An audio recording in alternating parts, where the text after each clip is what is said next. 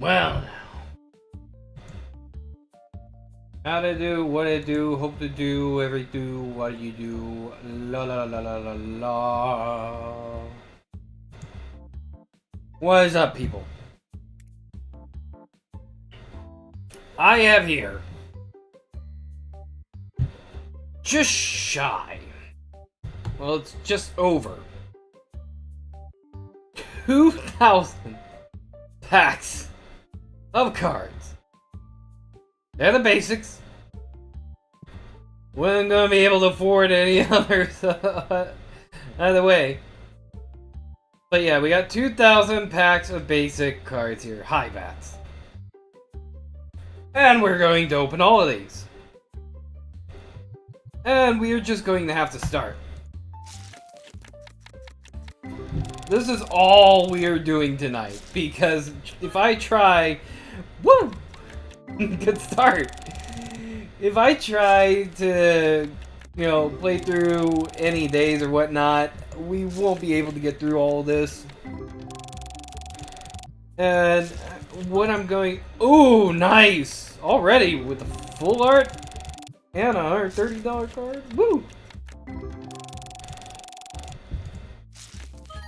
Now with these boxes, every $100 some odd we get pays for a whole box. Let me look here. Yeah, $105.60.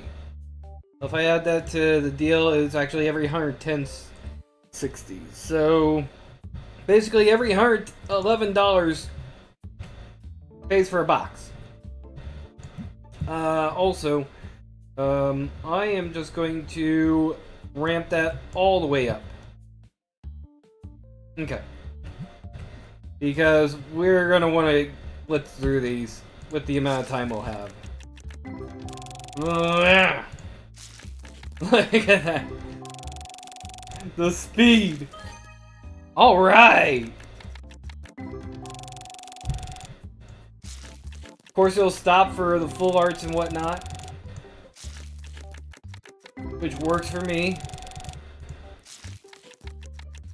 And we've already paid for this box, so at this point we're paying for other boxes. Nope. Okay. Just want to get through. Again, over 2,000 packs right now. In fact, if I do, real quick, let me pull my calculator. For how many boxes I bought, I have 2,048 packs. Nice.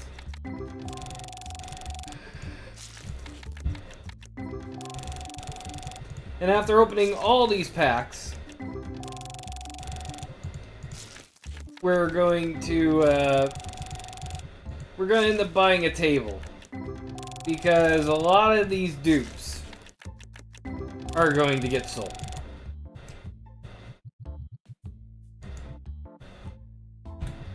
Okay.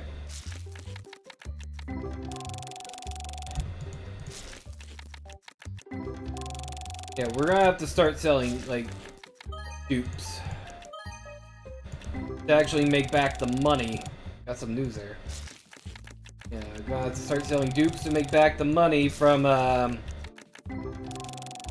actually buying these boxes. So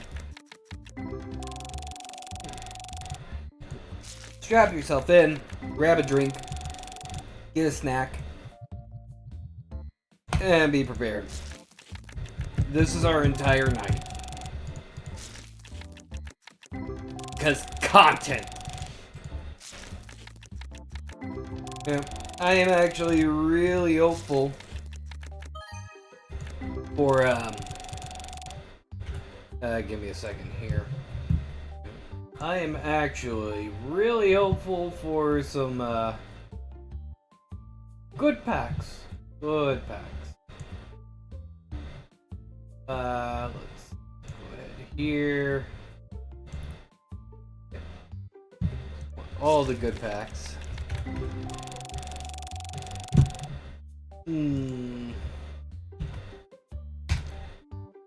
Not the best packs, but let's see.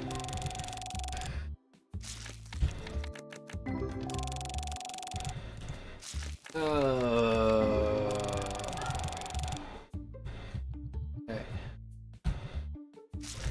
Gotta get through.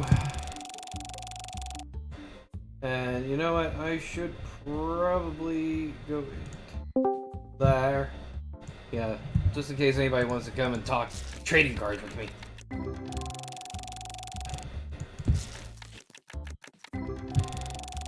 Oh.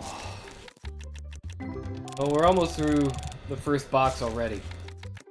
So.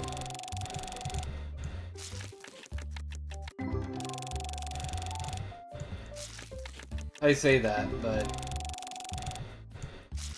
this is gonna be a lot of cards.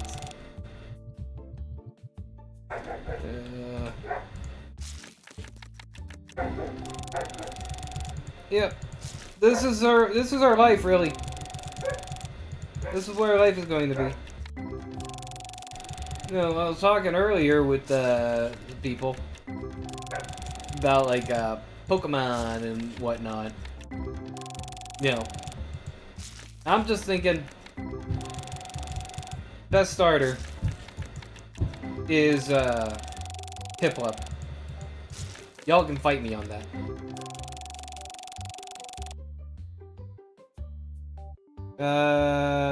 Think you finished everything the game has to offer. When are they releasing their major update other than that cover? This is a real card game.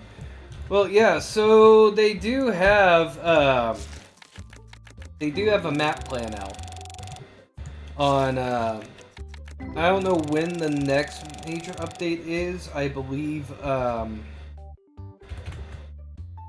because the last thing that they had announced, like they did the new update, which added in Ultra Pro items, more shop expansion stuff, and they fixed some bugs.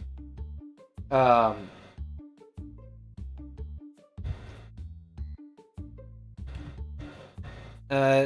haven't seen anything else since they did the release of this update, but they do have a plan for it to be a real card game. Like it is. So if I just like I can't open the menu while I'm opening cards. So give me a second. I haven't necessarily done everything the game has to offer. Okay. It's the first box. But like if you look here, they do have a game roadmap to where organized tournament, like the tournament organization stuff, random events. They're definitely working on more shop product types, more of these, more types of TCGs, not just this one, but they are looking at making a playable TCG. Along with more decorations, like being able to grade cards and things like that. So they have a full roadmap going. They just haven't announced what's going on with the next update yet. But I'm sure it's going to be a baller, because this game, for what it's worth, it's been a fun little game. And I enjoy it. And yeah, like I'm just trying to see how many cards I can pretty much open. And it's not that I have done everything, like I said before, there is a few other things I can add to the store. Like, there is a whole plethora. I've only scratched the surface on what you can actually have up in your store and everything with this game. It's just, time. Like, if I was to do, like, freaking 10-hour streams on this game, I would definitely be a lot further with it and all that jazz.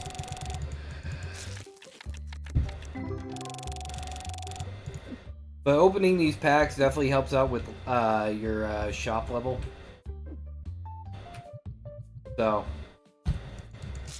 we're kind of boosting shop level right now.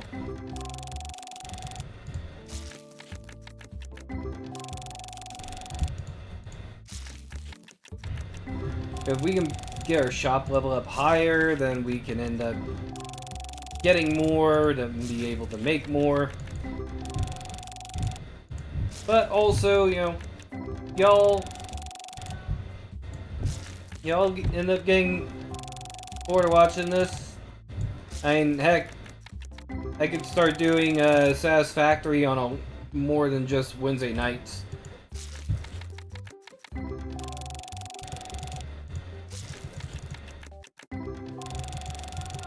Because I'd be more than happy to play that more often than once a week.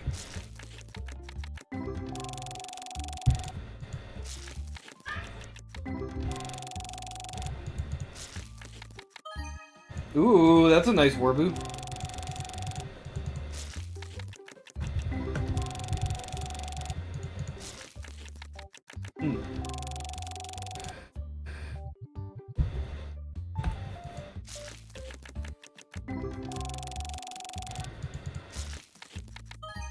Alright.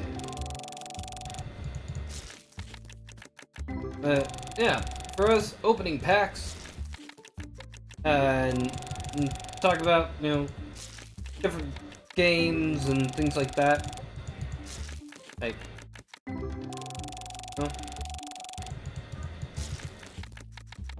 because where Sunday nights are concerned, is definitely more of the chill down kind of thing, because I've been working all weekend. Weekends are when I'm working the most. Speaking of which, starting the beginning of March and not until the end of April, things are going to be a lot more hectic for me, so...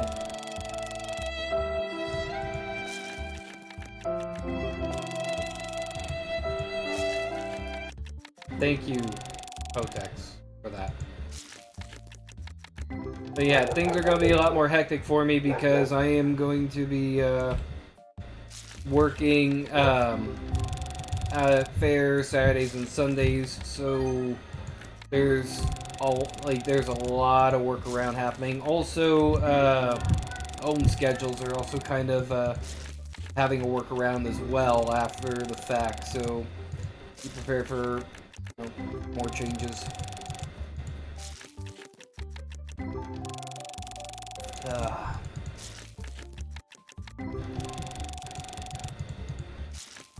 Card games have always been such a joy for me. Such a joy. Okay, that's the last of this box.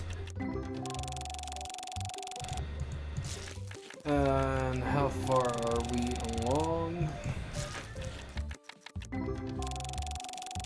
Okay. Do about 5 minutes a box.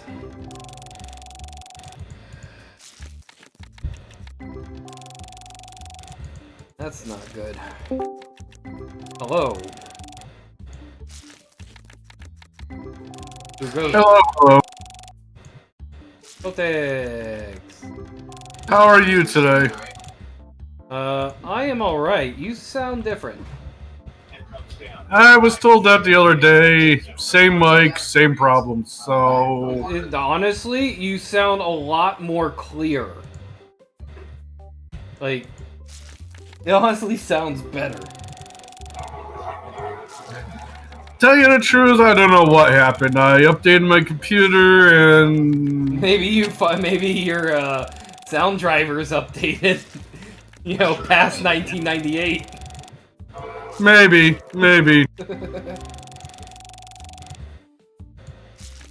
I mean, a little echoey, but definitely a lot more clear. I can't be always perfect. Well, yeah. Lord knows I can't.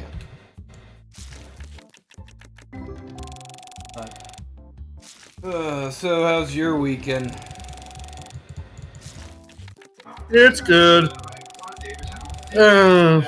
Have basically what we call winter break up here right now. Wait, only now you're at winter break? There's Christmas break and then there's winter break, which we have in February, which is week off. That's strange. And then we have spring break. Huh. Which is usually March, April time frame based on Easter. But these, from what my dad says, the reason why we originally started this break was the fuel crisis, but I don't know. Yeah. Well, I know for a fact, at least my kid, he ended up having Friday off because there was a school district thing going on. And then, of course, tomorrow is President's Day, so no school. Yeah, they scheduled this week off with President's Day being Monday and gave us the additional week off. Well, that's nice. We should get time off. Unpaid time off, but it's time off. Oh, yeah, that. Rip.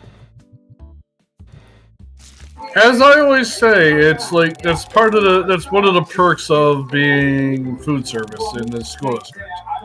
Yeah. You work when the kids are there, and you don't work when the kids aren't there. Yep. Yeah, because what teachers in their right mind are going to eat at the school cafeteria when there's no kids there? Yeah.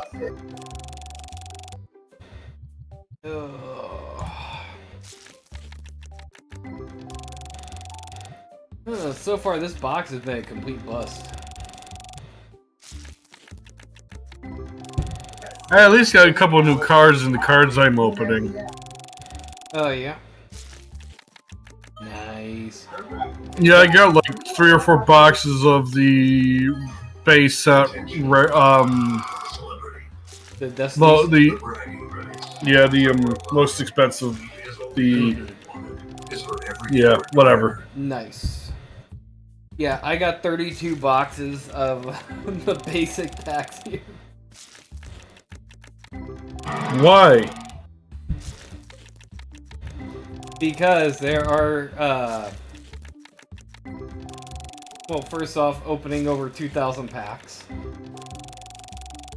2 is cheaper. And 3, there are ghosts inside of the basic packs too. True. And you might get a few new cards in the basics, you know? Yeah. Like, I've already gotten some new cards.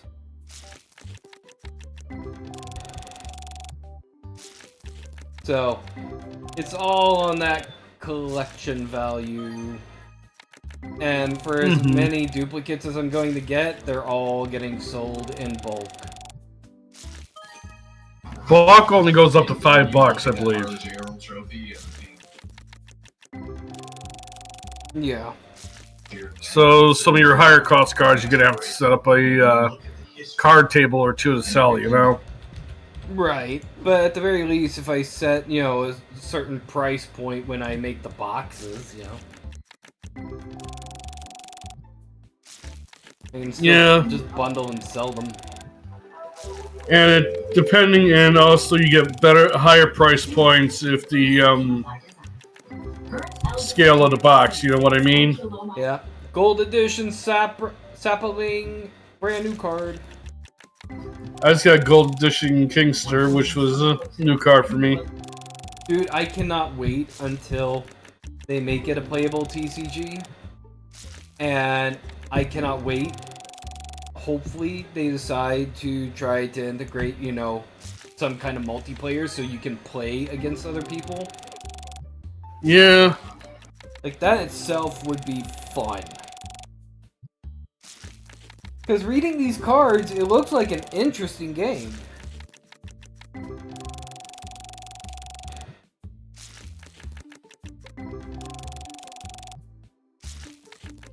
Yeah, it does.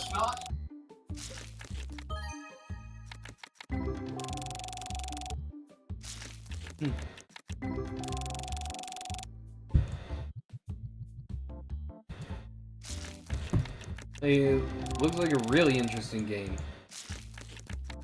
Like, for instance, this Flemchick, the whole play effect, deals double damage to shield this turn. So, like, there's a shield mechanic and a health mechanic. Like, it really, it seems like it's a real ripper of a game. Yeah. Negate 50% of opponent's fire element damage next turn, draw 1. Like,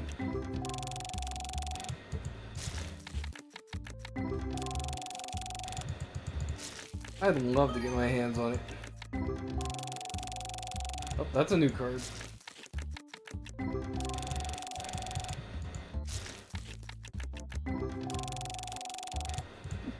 I mean, no, and there's other card games out there that you can end up playing, but I don't know if anybody would want to watch those. Yeah, it's always fun. It's always fun to try new stuff, you know? Right? It's yeah, it's always fun trying new stuff. It just depends.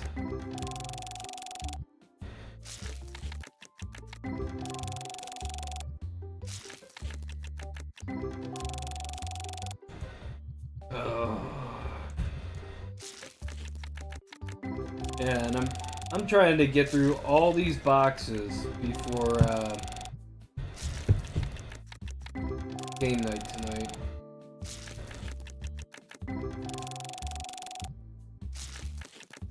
What if they sell real packs of this card game? That would be interesting as well. I mean, if it becomes like a real full-on game, that would be interesting. I would not do it if it's a game within a game. I would do it. Yeah, like if they make like an actual, like, you know how Magic has Magic the Gathering Arena, and then there's like if they do it as a digital version, then I would be more inclined to doing that than like real life kind of, you know, like an actual go to a shop, pick up a pack of cards kind of card game. Because yeah, same here. Because at the very least, while, you know, being able to get out and play card games with people it's fun, you know, don't get me wrong. I have plenty of paper copy of several different card games, but it gets to be not only expensive, but also there's, you know, like, how often do you really find the time? At the very least, like, if, say, you're a working adult like I am, and you only have a few moments, so you can hop on to your computer or even on your phone and be able to play 1 or 2 games. Maybe you get to open a pack and you're good to go. But, you know, having, you know, if you want to play in tournaments or anything like that, you got a specific time and place that you got to go to, and it just, like, it's difficult.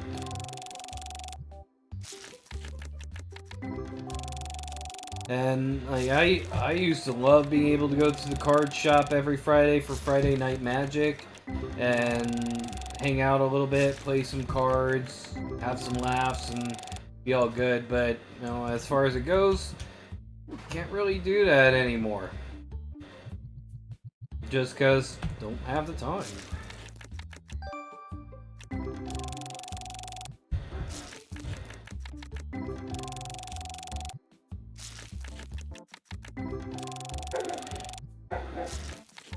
But if they made the TCG itself into like a separate game where you just get to play the TCG against other people, that would be great.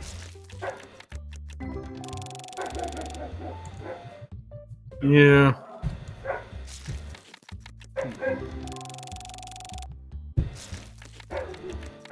Is there any TCGs that you play at all, Hotex?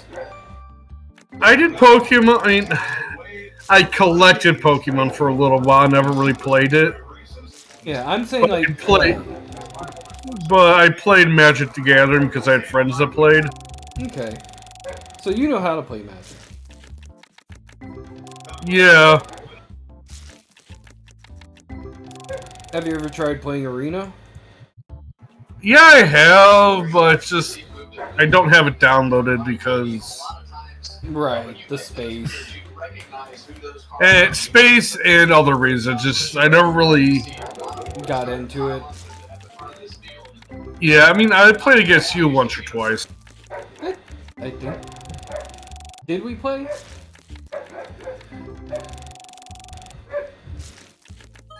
I don't remember. I don't ever really remember if I played against you. Had to been a long time ago. Yeah.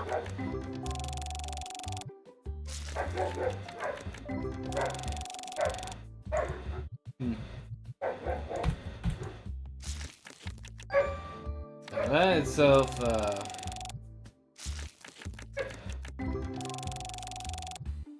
ooh.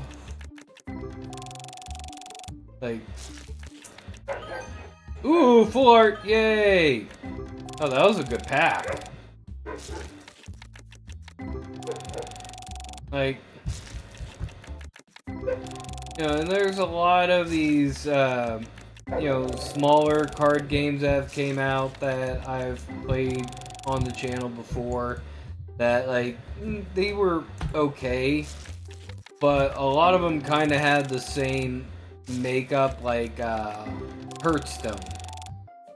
And when you play so many games that have pretty much the exact same mechanics as Hearthstone, you just kind of fall off of trying. I played Hearthstone for a little bit, but yeah.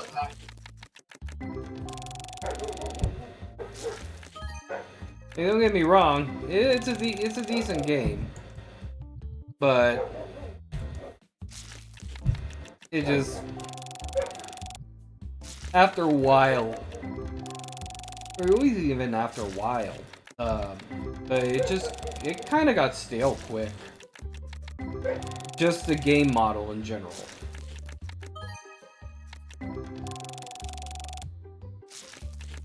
You know, those cookie cutter, like,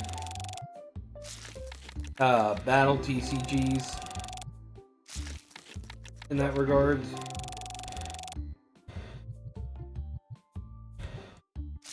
Like, I guess the big deal for why I like Magic so much is just because of how many possibilities there are. Like, yes, there are metas, like every card, like every single game. You know, there's the metas, there's your basic archetypes and whatnot. But one thing that I've always loved about Magic, even though, you know, Wizard of the Coast tends to piss me off a bit, is that, at least with Magic the Gathering, there's an infinite number of possibilities in the way you could build a deck. Yeah. And it's seemingly endless on the amount of stupidity that can come with it. Yes. Like, I think I mentioned it before, but me and my buddy Reno, he's been a friend of mine for quite a while. And me and him, we feed off of each other when it comes to making the most stupidest game-breaking decks that we can. And when I say game-breaking, I mean on two fronts. One, mechanic exploitation to the nines. Number two, trying to destroy the MTGA servers. And it got so bad. There was one, there was, I forget how long ago it was. But I can say that it was, back in 2023. We did things with token mechanics and shit so badly that they implemented, a hard block where you could only have so many tokens out on the field at a time. And, Wizards just implemented all these hard blocks on what could be done just because of how bad, we ended up crashing the servers just because it wasn't able to process the amount of bullshit we were doing. It's always funny. It's like when stuff like that happens because they implement something. They have an in-house testing crew. Then he put it to the public, where they instead of having 20 people run through 1,000 scenarios, you get millions of people that come up with stupid shit that they didn't think of, which causes problems, and then they have to fix it. Like, for instance, in one instance of stupidity, we took both of our token creating decks that basically ramp off of each other, so whenever he did something, it affected me to end up doing it, which in turn, basically, it was just a whole Rube Goldberg of mechanics that the server did not know what to think because it was constantly trying to create and at the same time process the mechanics at stupid intervals. And mind you, on one set occasion, we found what would have been at the time, before they put in the hard blocks, it ended up being an infinite combo, and the game could not register the infinite combo. Infinite combo? What? Yeah, so Hello. we're talking Magic the Gathering. Back in 2023, me and my version. we were just talking about how on Magic the Gathering Arena, me and my buddy Reno, we would do the most game-breaking shit that literally forced Wizard to implement hard blocks on the amount of tokens that could be created and things like that. Fair enough. Yeah. So it was all the full arts tonight. Let's go. Nothing too incredibly ooh! Full art after full art. But yeah, so we ended up doing stuff like that, and then also another thing that ended up causing game-breaking shit was when we did what we like to call rebounding lifesteal. So basically, the way we ended up doing it was every time. Only one person had to hit for a lifesteal, and the moment that they did the lifesteal, then the opposing player automatically ended up activating lifesteal, which ended up causing them to activate the lifesteal again, which made it go. Basically, it was bouncing back and forth, making the game go into an almost infinite loop of lifesteal. And after the 10th or 11th rotation, the game just shut down completely. It's like, okay, can't register. Oh, that was a $600 card there. Hello. Yes. You can tell the man has ADHD. Yes. I was about to say he at least has ADD. Nope. Nope. There's an H in there. So your body's also hyper. Yes. I have ADHD. I have autism. I have been tested. I love how it just like the instant switch, and I just threw that out there. Anyways, back on track though. But yeah, let's see. The infinite lifesteal back and forth. Of course, the infinite token gain. There was also the what I like to refer to as Tramplegate, where you could end up It's kind of wonky how it works. I don't know if it'll still work, but basically, you could end up applying like pushing trample effects onto certain. It was like the mechanics were weird, but basically what it ended up doing was it would force the opponent's creatures that have trample to act as if they don't have trample. So kind of like Purge or something like that. Yeah, but thing is that the game would still register that they had trample, so it didn't know if it was to apply what damage it was to apply. So basically, what it ended up doing was it would apply the full damage, and then it would apply damage based on if it was trample. So it was basically stacking two different types of damage in one attack. Fair enough. Yeah, it was it was sickening. Nothing beats a playtest like having 100,000 people play a game after in-house plays the game for a while. To be fair, you want to fucking test your game out, just fucking send it out to the public. Yeah, because the public comes up with the most bullshit stuff that could break a game that the developers have to fix. I know. Oh, yeah. Like, when it comes to the token game, like I said, my buddy Reno, there's almost nobody I know that can do token shenanigans like he can. Like, he made a deck. So, let me put it this way. It was a 5-color deck that only ran green mana. That was well played. And in this deck, there was a combo that if he got the 2 cards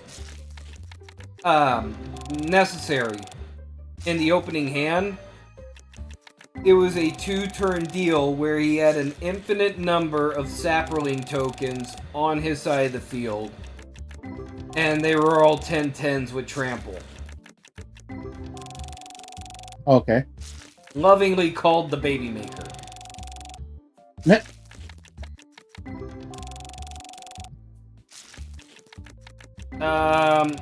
I also had a deck which I christened as, well, originally we were calling it AIDS, but we switched it to the bubonic plague, for reasons, you know.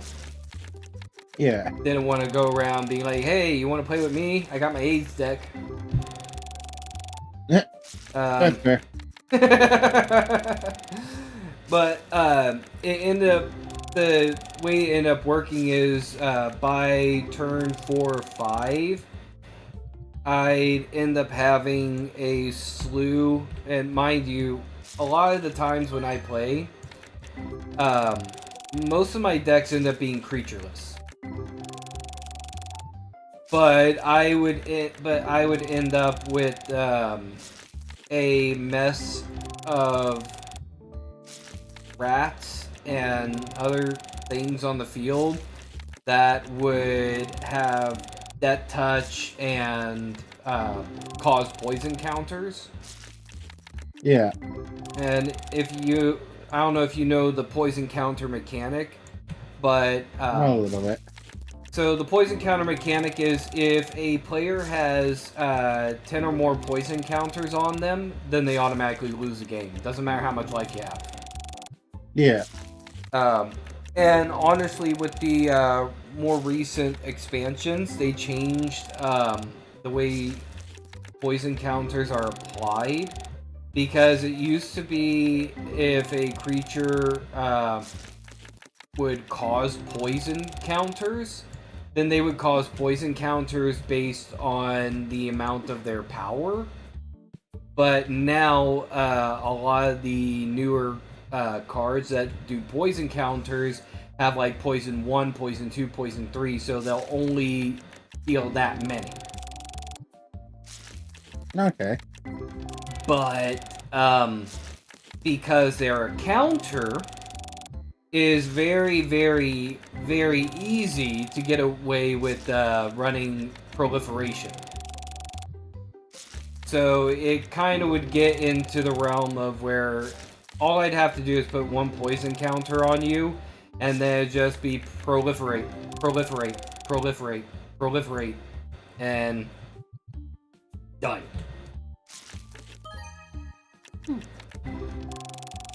Fair enough. Yep.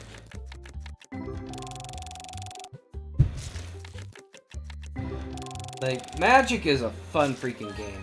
I don't play it a lot here on the channel because it doesn't seem like anybody really wants to watch it, which is kind of sad.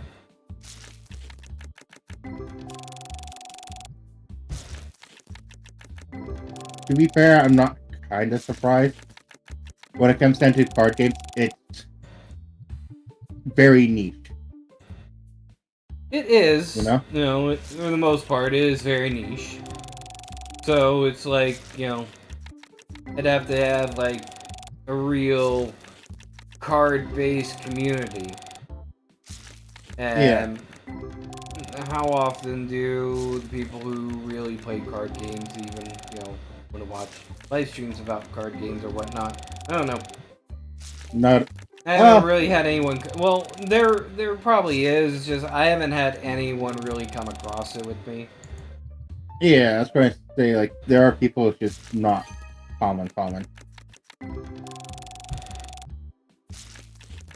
At least not where I'm concerned. Yeah. I know there's a few channels out there that do like Commander, like for not they do recorded Commander over live stream Commander because it's just easy. To be fair, those channels also get like big YouTubers like fucking Moist Critical and them involved too. Yeah. Yeah. So. And for me, like, Commander is fine. I don't mind playing Commander at all. But Yu-Gi-Oh needs a Commander format. Yu-Gi-Oh needs a Commander format. Oh, that would be disgusting. We should. Yeah. We should. But see, here's the thing. Like, for the way Commander works, is that your Commander would end up being your Commander is a legendary creature, and depending on the mana type that it is, that's the only mana type you can have in your deck. So yeah, with the way Yu-Gi-Oh is, there yes, the different there are the different elements for the different creatures, but otherwise, it's all level based. There's it's also archetype based too. There's archetypes, but even then, for the archetypes, there's nothing in Yu-Gi-Oh that is the same as a legendary creature is in Magic, if that makes sense. Yeah, but I also feel like we can do more with Yu-Gi-Oh! In a sense. Because let's say I use like, well, real quick, let's put it this way, okay? So, say to have a commander. First off, you can only have one, of course, like in commander, you can only have one copy of each card in your deck. Yeah. Unless, like, well, I don't know how the mirror box rule works with commander. But anyways, you can only have one type of each card in your deck, and they all have to be based around your commander. Oh, new card, EX Wormpull, $600 some odd dollars. Ha ha ha! Nice. But yeah, like there's an easy way around it. Like I can go, for example, let's use Blue Eyes White Dragon. I would have access to Light, Dragon, and Blue Eyes type monsters. Or anything that's like in the Blue Eyes archetype, you know? Yeah, but I mean, if you think of it like this as well, like that makes it very, very limited if you're just going off of like archetype like that. Because if you're saying so say you have a Blue Eyes White Dragon as your commander, then what? You can only have creatures that are light and have blue eyes in their name? Or a dragon. Because Blue Eyes is a dragon type.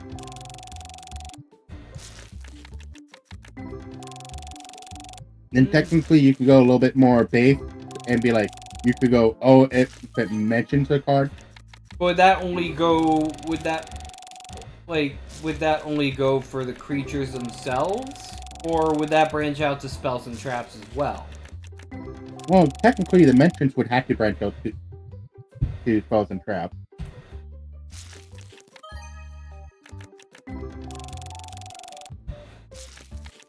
Well, see, here's where that kind of breaks, though, because then, like, there are so many cards that will never end up getting used. Well, I mean, you could always say, like, certain staples are allowed. Like, you could always say, you could always have an MST or a heavy sword.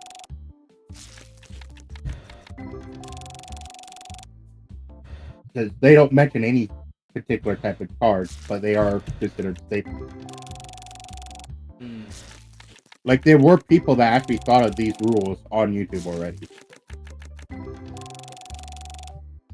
I mean, I can believe that. To a minor extent. Yeah, like, I can believe that. But in the overall grand scheme of things, it feels like there would need to be something a little more...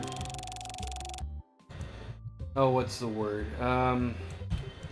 Concrete? Yeah, there would need to be something a little more grounded to make it a little bit more... Because with the way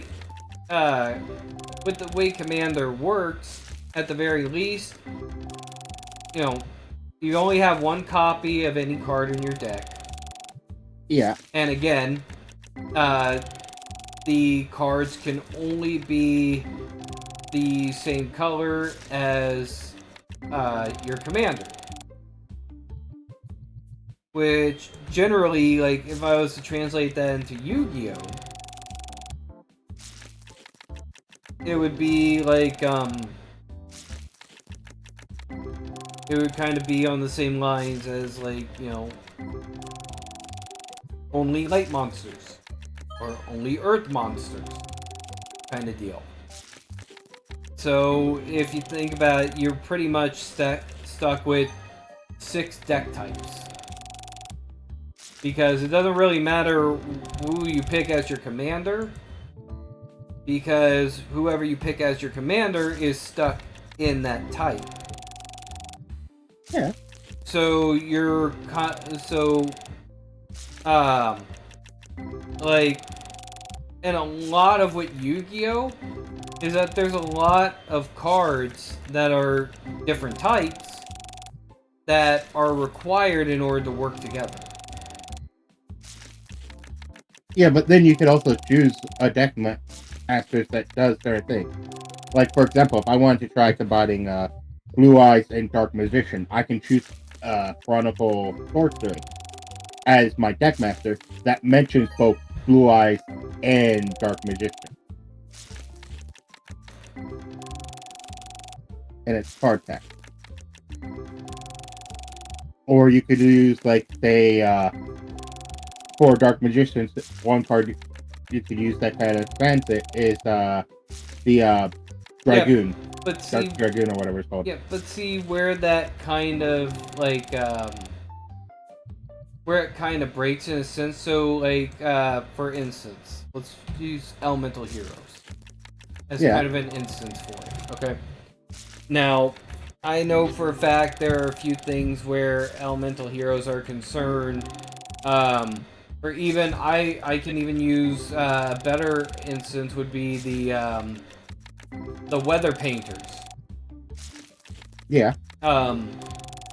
Where their deck types really rely on cards that don't even directly reference,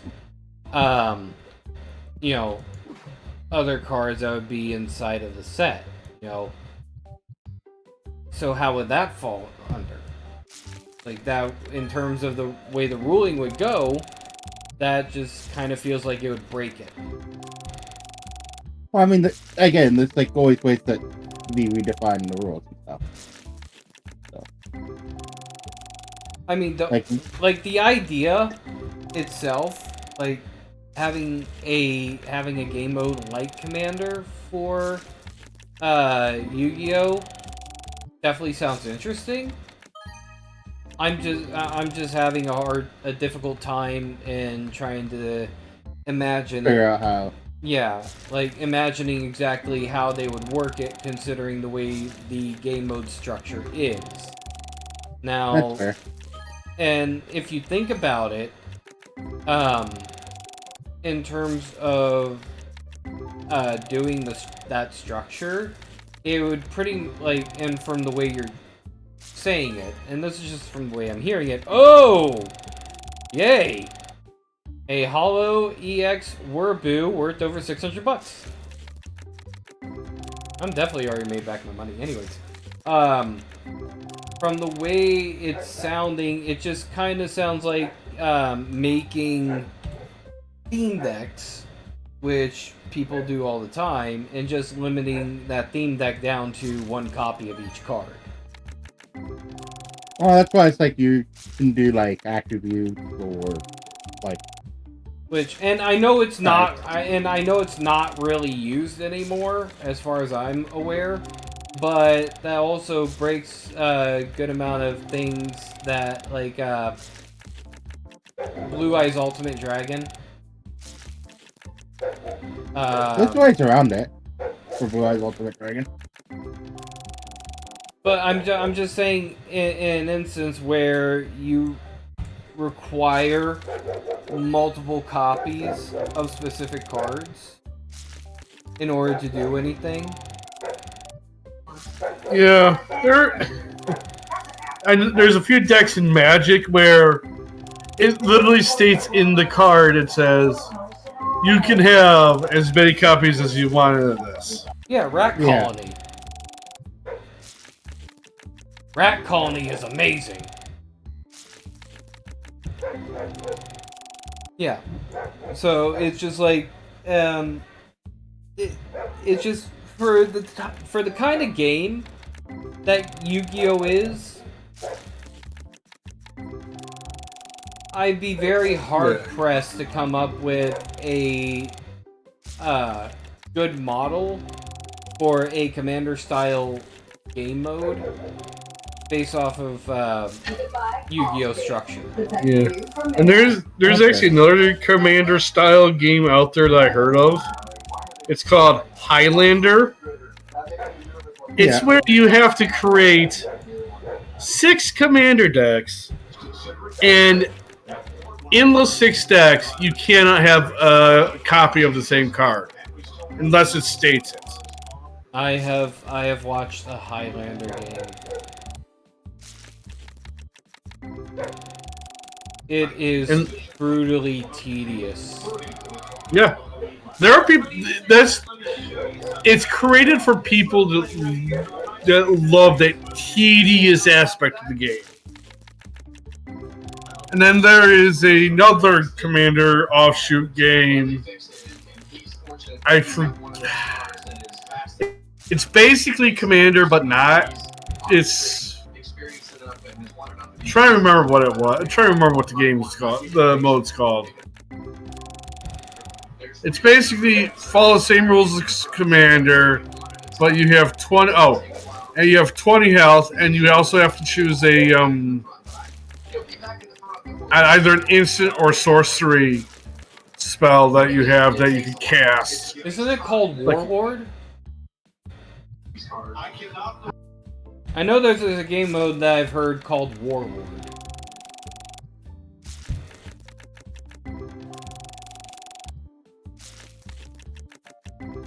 I forget.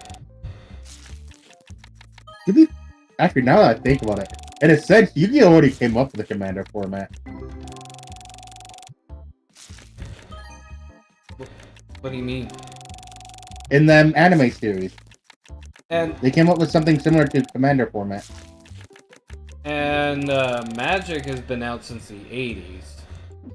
Yu-Gi-Oh! Came out in, what, 93? Magic was in the early 90s. Pokemon and Magic were later. You mean Pokemon and Yu-Gi-Oh? Pokemon and Yu-Gi-Oh were late 90s. Magic was early 90s. Yeah. But this would have been maybe early 2000, like year 2001, give or take.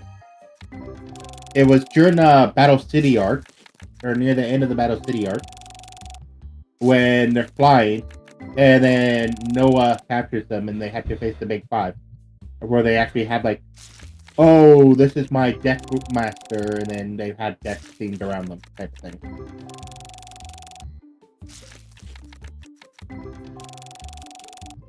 Yeah, but see, here's the thing. When it comes to the anime, yeah, nobody relates the anime to the legitimate card game, because in the anime it was no holds barred on everything. Like, the rules were so screwed when it came to the anime. That was in the first series of and Noah wasn't in Battle City. Well, near the end. No. Like, I was talking like end of the tournament arc. I think it's technically part of its own arc, but it's before Yugi, Joey, Kaiba, and Merrick faced each other in the 4-way. Sounds like an offshoot.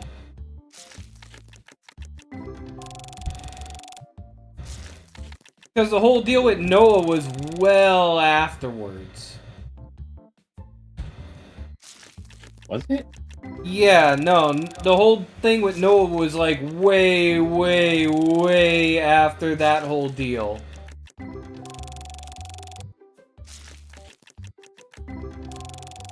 Yeah, because after the whole airship thing, and Yugi ended up getting all the god cards, spoilers by the way, got all the god cards, and then ended up dealing with the freaking spirit that resided in Bakura, and yeah, no. So I just looked it up. Noah was the virtual world arc, which takes place between Battle City Arc Part 1 and Battle City Arc Part 2. Okay. So it was an offshoot. It was a filler, just like the vampire arc in freaking Bleach. Yeah, probably. Anyways, I'll be right back. Okay.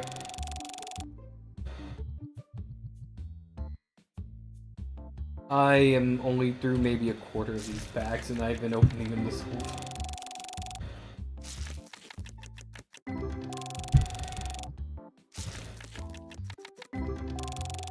I don't know if I'm gonna get through all of these, you know. before we play content warning. Content warning tonight. Apparently we're playing content warning. I know, I guess. I hope they have fun with the poor fight, guys. I don't know who voted. I didn't even know there was a vote up. Yeah, it was like... Apparently the top games that was voted for it was...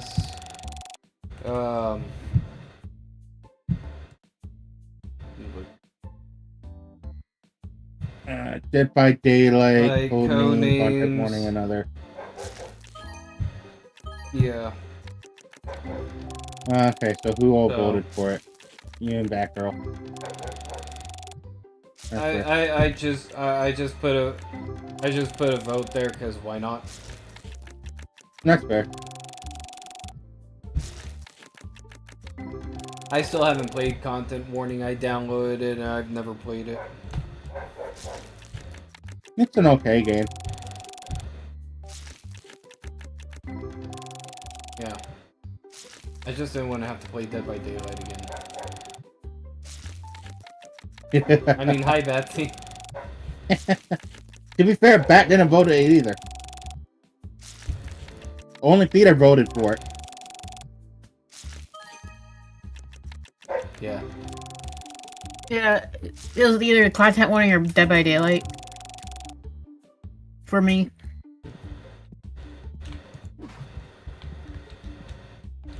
Actually getting a little over.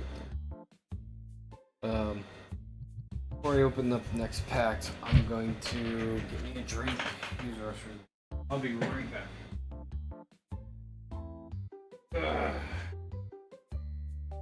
But please, go ahead. While I'm away, talk more about the Lord and Savior Blue Eyes White Dragon. I know you want to. I mean, it's getting powerful support soon. Well, technically in TCG it already has powerful support, but for Master Duel, that's 6 months away, give or take.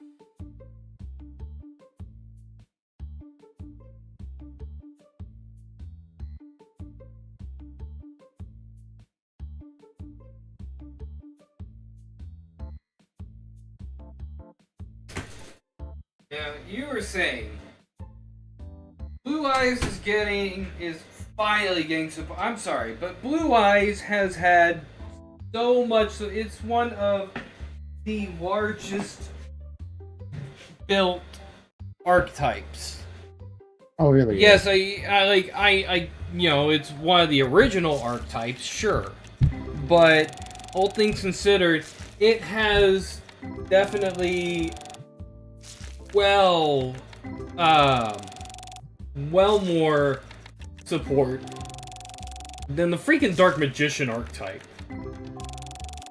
Kinda. Not kinda. Like, Dark Magician has actually more because of the fact that Dark Magician actually fuses with other decks a lot more than Blue Eyes does. It's just Blue Eyes tends to get slightly stronger versions or weaker versions. Like, Dark Magician for the longest time had a card that allowed them to pretty much search out their Blue Eyes or their Dark Magician and more important cards. Blue Eyes, well, not recently, but Blue Eyes didn't have that for the longest time. Like, Dark Magician had that for years before Blue Eyes got it.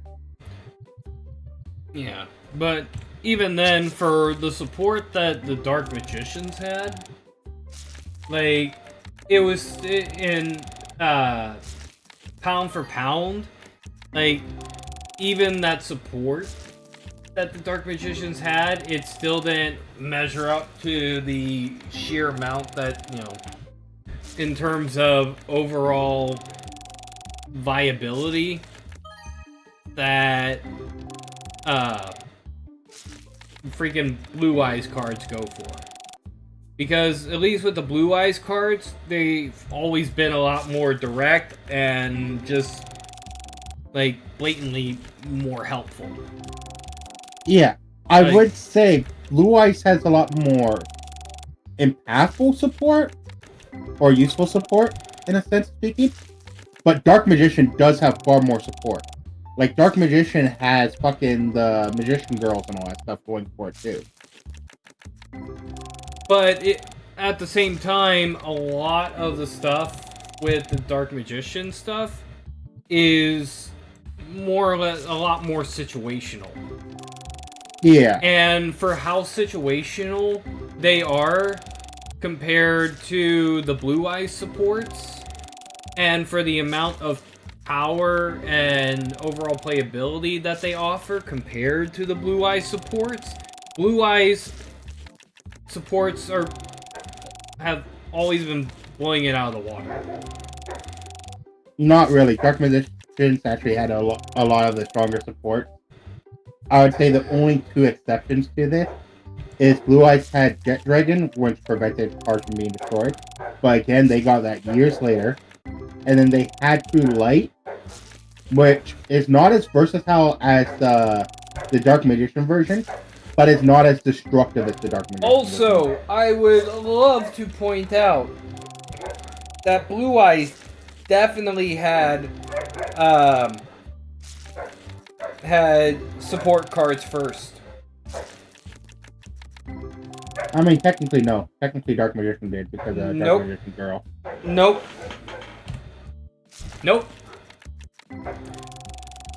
Lord of D. Lord of D. Lord of D and the Dragon Flute. I wouldn't... Came out in the first set. Dark Magician Girl came out in third set.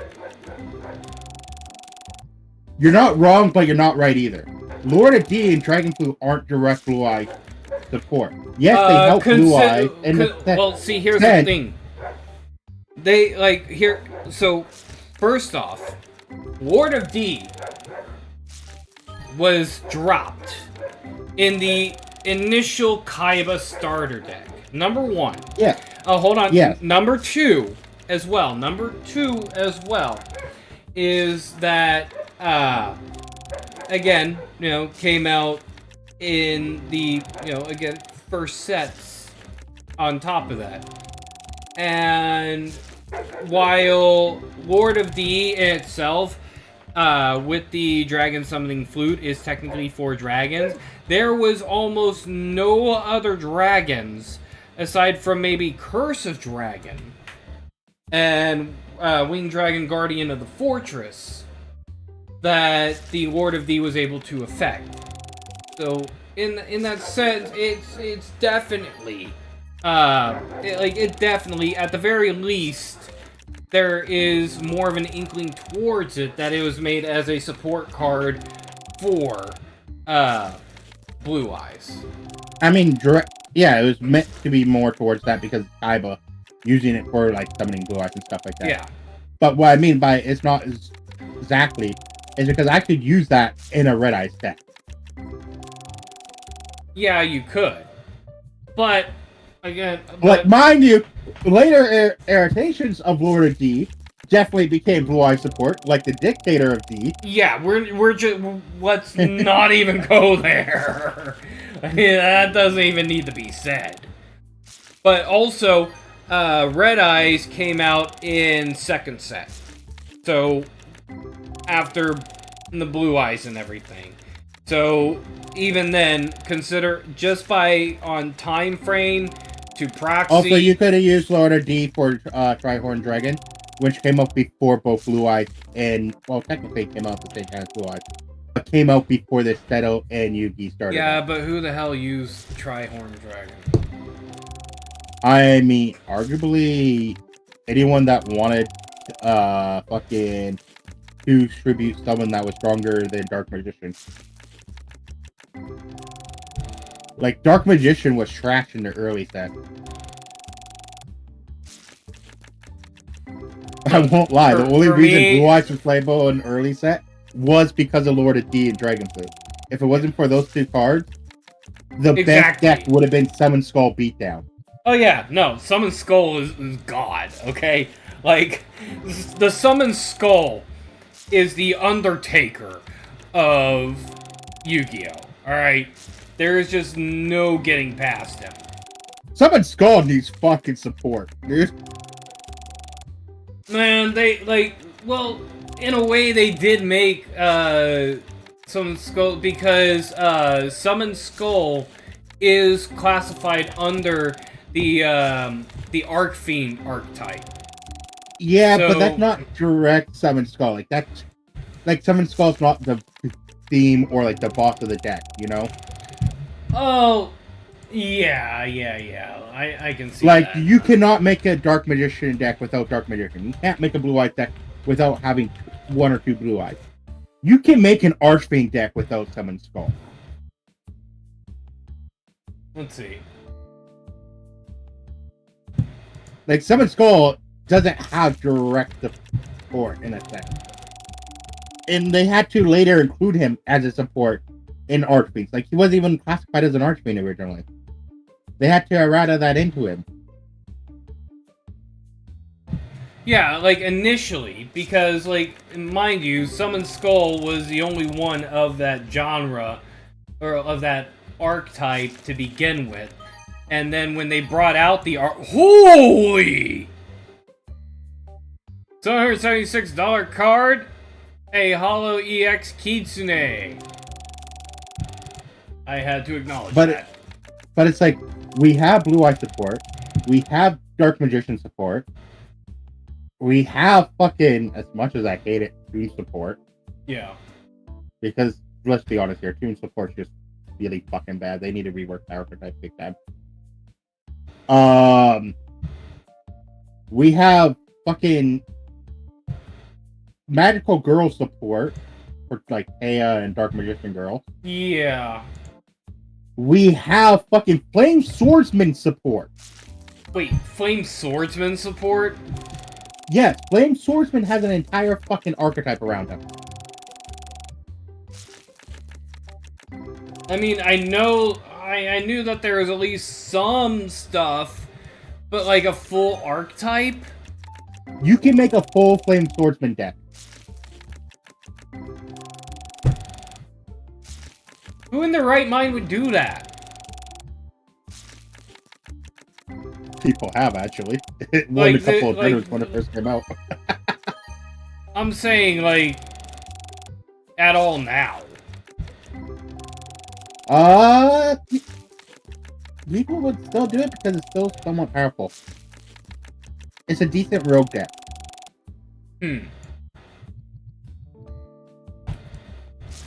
Like, it is currently, if I have to say, it might, out of all, like, the main character themed deck, it might be the strongest before the current Blue Eye structure deck came out. Yeah. It would have been like the strongest main character themed deck, or character themed deck. Arguably.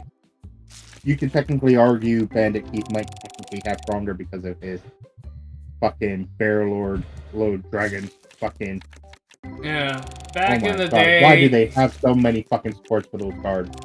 Back in the day, I was always a huge fan of running five-headed dragon with a wall of revealing light. You're evil. I mean, come on. You pay enough life, and you basically run Future Fusion to run Future Fusion right off the bat to be able to try to summon it out. Future Fusion gets trashed, but all those items that you use for Future Fusion, they're now in the grave. So now all I'd have to do is drop a Dragon's Mirror. I get to automatically bring out 5-God, use Wall Revealing Light, and then, you know, I get to smack you around as much as I damn well want to. They kind of nerfed Future Fusion, actually. They nerfed it a little bit, actually. How they nerf Future Fusion? It actually has to stay on the field to resolve now. Well, yeah, that's how Future Fusion works. It's always been that way. Future Fusion is where you, when you play Future Fusion, you send to the grave from the field. Yeah. Yeah, from the field, your hand, or deck, the items required for a fusion summon. It has to stay on the field for 2 turns, before the fusion monster can come out onto the field. But here's the kicker. If Future Fusion is removed off the field before those 2 turns are up, then yes, you don't get your fusion, but all the cards that you use for that fusion stay in the grave. Dragon's Mirror is where from grave, you exile, you know, remove from game, from your grave, your hand, deck, or field, the monsters required for a dragon fusion summon, and you get to bring it to the field automatically. That's why I'm saying if you use Future Fusion, and you throw the monsters from your deck into the graveyard for the fusion, okay, those monsters are in the grave. Future Fusion gets taken away before 5-headed comes out, that's fine. All I gotta do is play Dragon's Mirror, exile all those monsters that I just put into the grave for the fusion, and boom, I get my fusion. That's what I'm thinking of. That you didn't have to have it on the field originally, then. Because there's a fusion card where you could play it. It could get destroyed, but the fusion would still go off. And then they changed it so that way the card actually has to stay on the field.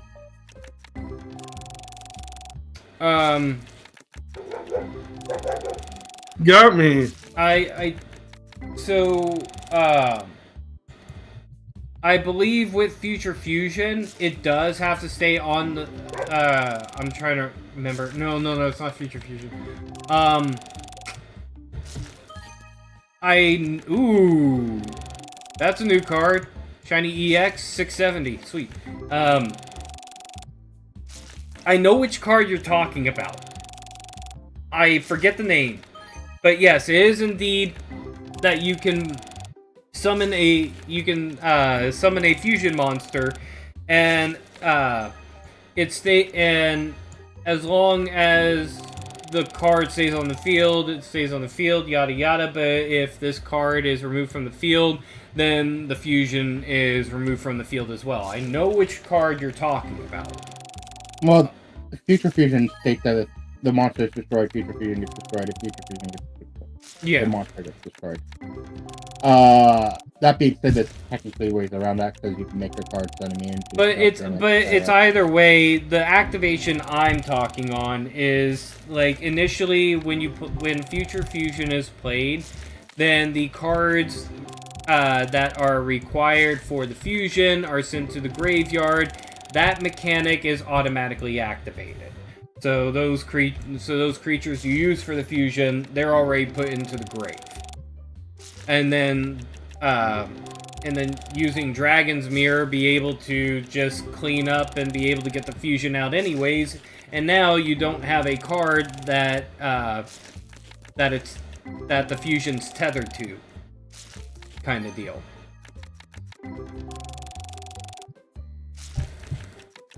I pissed off a couple people with that combo.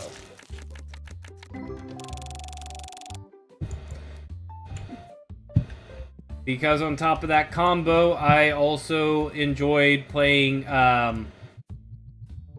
the early release Black Rose Dragon shit. And I did it dirty. Okay, so I was right. It was nerfed, just not in the way I was thinking it was. How was it nerfed?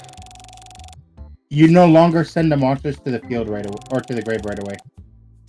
Okay, so they did. So it has to stay on the field for 2 turns before you can send the. No, it has to stay on the field for 1 turn before I can send monsters to the graveyard. Okay, so they split the difference. Yeah, they went. You activate the card, you reveal the monster type of thing, and then, or no, you don't even need to reveal the monster. You can activate the card, and then during your first standby phase, after the card's activation, show 1 fusion material or fusion monster from your active deck. I need to read this. How you It was during the 5th and 6th erratas of the card. Because, yes, the card had been errata 6 times in TCG. Alright. So... I'll just talk about Yu-Gi-Oh! Got me reminding me of something that I saw in a tournament. Or a story I heard about a Yu-Gi-Oh! Tournament. Oh. 2 brothers just looked at the rule books, who were also judges or judged Yu-Gi-Oh! Tournaments. Decided to play in a tournament once. They built a 100,000 card deck. Oh yeah, I remember That just its whole gimmick was to shuffle. Was you play a card and you had to shuffle the deck. Yep. Yu-Gi-Oh! Actually made a rule after that. Yes! And that same thing happened with Magic as well. It was one of those things just where they saw, okay, we need to get this rule fixed. How to do it? Play in a tournament with a deck that does this just to prove the point, so the rule gets made. And the rule was made that now your deck has to be able to be shuffled with 2 hands by yourself. Is that the rule? Yes. I thought the rule was that you can only be a maximum of 60 cards. No, there are 60 card deck only tournament rules, but no, with generalized ruling for both Yu-Gi-Oh! This is an official rulebook version 10. And assembling your favorite cards into the deck with the rules.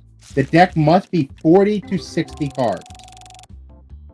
Okay, so that's for Yu-Gi-Oh! I'm at least thinking in terms of Magic, however, they made it a ruling that your deck must be able to be shuffled with your own 2 hands by yourself. Because honestly, I always thought Magic was just 60. I'm not gonna lie. No, 60 is the minimum. Huh. There was actually let me see here. What was it? What was the largest PG deck used in a tournament? Because there is no maximum deck size. in Magic. But like there's one guy who made a 244 card deck. That ended up doing a whole deal.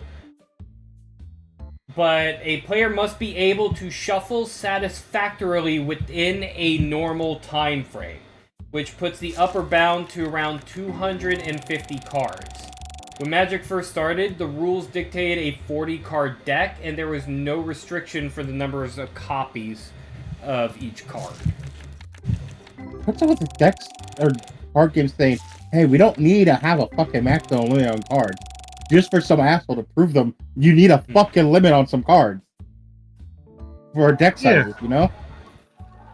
Yeah, it's always funny how it goes, you know? Yeah, like when I make my decks, I stick to about 65 to 70 cards, generally, for Magic. And for Yu-Gi-Oh, I like to try to stay near the 40, but, you know, it just depends on, you know, what kind of shenanigans I want to add in. But it also depends on what style of deck you're going for. Yeah. For example, if you're running a Grassless Trader, you want to go for that 60-card deck. Yeah, but I'm gonna read these erratums for Future Fusion real quick. Because, let's see, okay, so the original was send from your deck to the graveyard fusion materials that are listed on a fusion monster card. And select that one fusion monster from your fusion deck. Special summon the selected fusion monster during your second standby phase after this card's activation. This special summon is treated as a fusion summon. When this card is removed from the field, destroy that monster. When the monster is destroyed, destroy this card.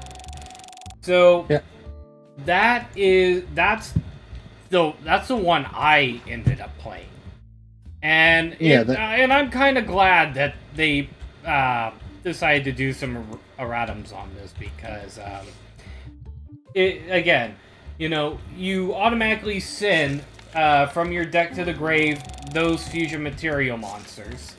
It was a foolish burial. Yeah, so being able to just bury those cards, and then using Dragon's Mirror, like I said, or I believe there are other cards kind of like Dragon's Mirror, but Dragon's Mirror specifically because I like playing with the dragons. And just be able to quick fusion freaking 5-headed dragon. Oh yeah, it was ridiculous.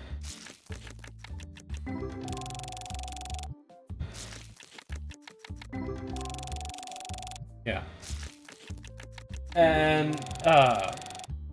And depending on the monsters that I send to the grave for it, you know, there'd be like, if this was used in the fusion summon of X or Y, then do this and this. And I would just I would ever-living chain the hell out of it, where it wasn't even a chain, okay? It was like freaking branches of Yggdrasil kind of shit that I'd pull. You know, this thing goes to the grave, activates this and this, and when those happen, this and this happens, and then when this one goes to the grave, this, like... When it came to me finally actually kind of having friends as a teenager, because I actually made some friends after I started playing Yu-Gi-Oh!, I quickly lost them.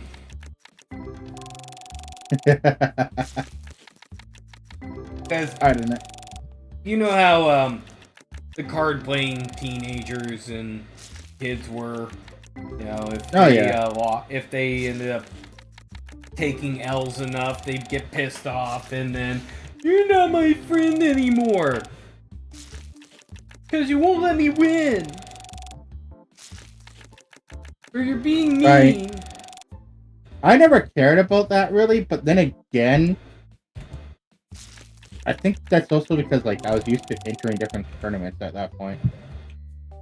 I want to see, what is the 6th erratum?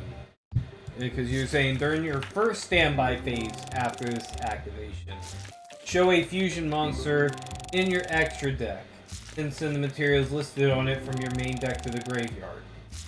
During your second standby phase after the activation, fusion summon one fusion monster from your extra deck with the same name as the monster you showed, and target it with this card. Oh, so I guess you can say it's kind of a nerf in a way? But, ooh! We got another $600 worm. Like, you have to wait a standby phase before you can actually do the... yeah. So... It's a nerf in the sense that you can't do it right away. Yeah.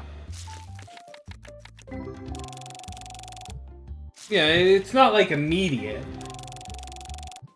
Which, if you think about it, like, in a way, it's actually a really good nerf, because you could also end up using like, you know, what I did. You're just using it to actually pad your grave. Yeah. Funny enough, it was actually changed because of, fucking Elemental Heroes. And how? I mean, it was made for the Elemental Heroes. It was legitimately a foolish burial for Elemental Heroes. That's legitimately how they used it. Yeah, I am aware of this. And then, of course, there's the freaking enemy. Fuck that thing. Still hate that card.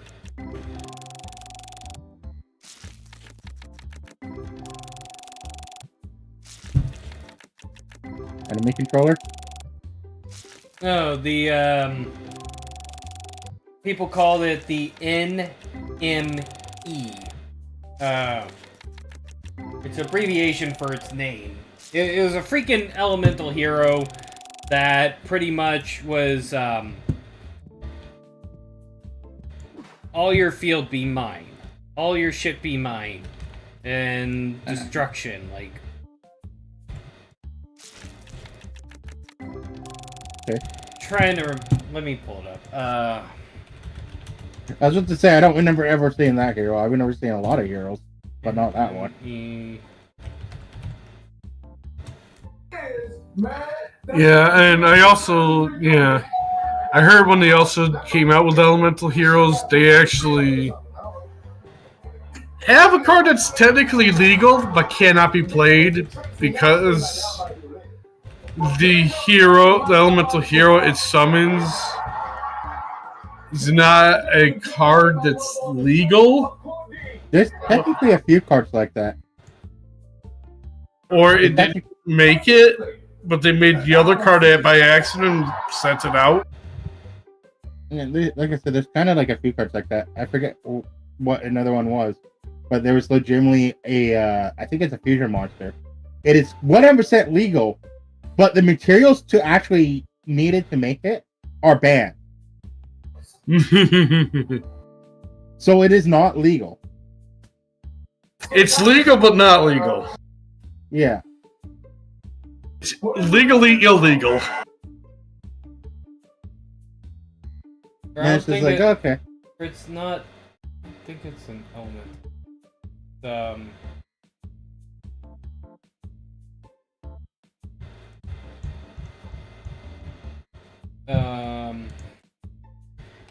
Need hero.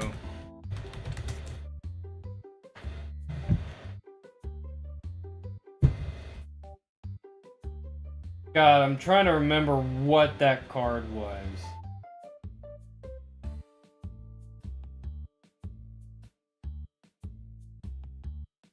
Because it's a freaking stupid card.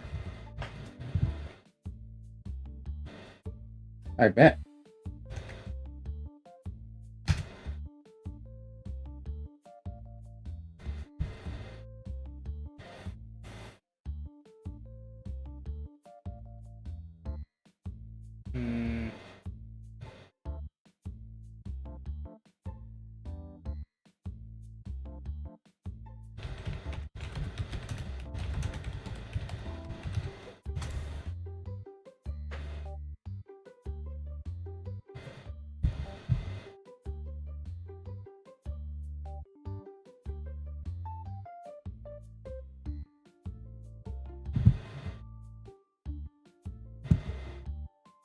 Is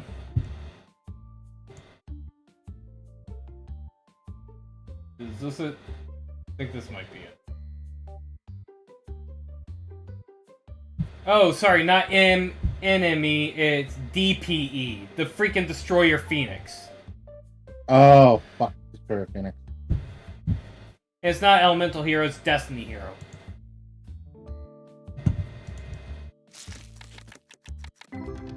They got a lot of heroes. Yeah, they do. Destiny, Vision, Elemental, Math.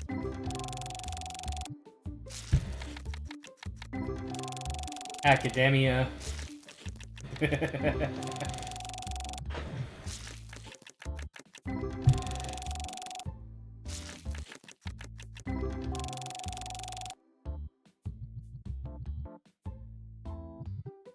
Ugh.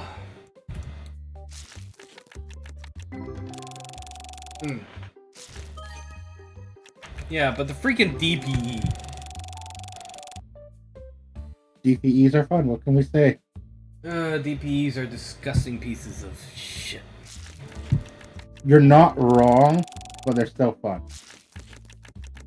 Especially, you know, with everybody and their freaking grandmother playing them. Especially playing the freaking bounce decks where basically you just could not get rid of them.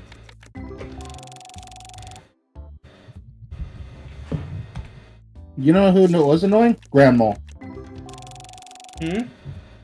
Grandma. Grandma. Yeah. Neo-Spacian Grandma. Oh, freaking Neo-Spacians. That guy was annoying.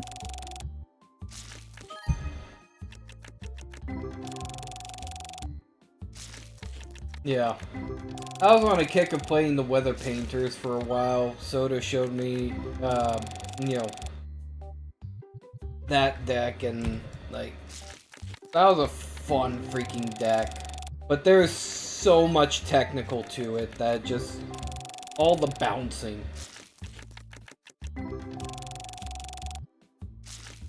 Just all over the place. Yes!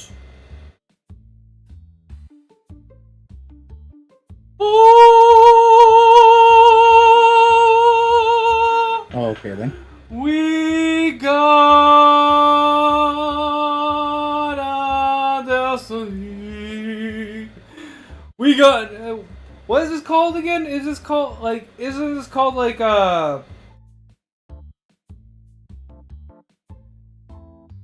Isn't this like called a holy or something? I know the other one's called a ghost, but what's this one called? I don't know. But it is the white full art. Yes! Ah!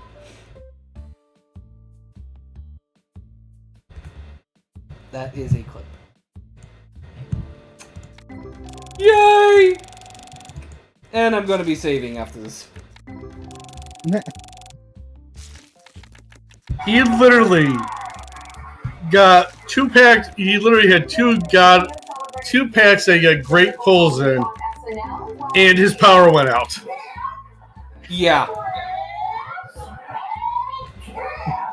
So after he gets a good card, he saves. Yeah, I got fucked over like horribly. I am not, you know, happening again. Hi, Shadow.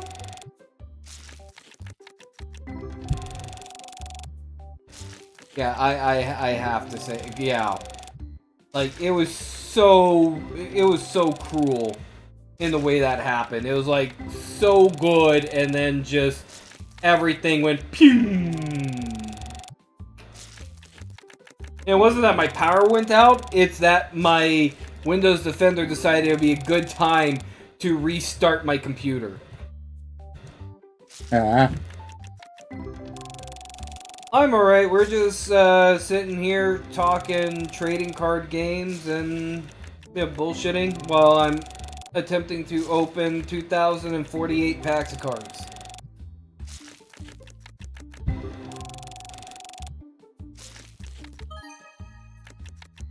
But yeah, DPE sucks. I actually, I'm like, if I ever end up playing Master Duel again, I want to try to work with like the cards wrapped around Umi, you know, the ocean cards and whatnot. Fair enough. Like, it's an interesting mechanic. It's just difficult to work with. That's fair. I mean, invest in a Steam Deck if you want to. Like, honestly, the way Steam Decks work is, I think, don't Steam Decks, are they standalone, or do they end up having to tether to a computer to be able to run? They're standalone. They're standalone? Yeah. They're essentially like a little... And mind you, with Steam Decks, the only games you'd be able to play would have to have the Steam Deck and controller support, so...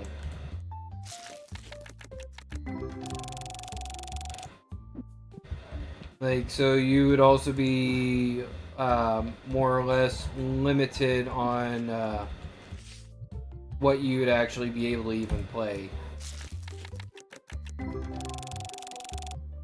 But if the games you want to play is, you know, woo! Nice, another $600 card.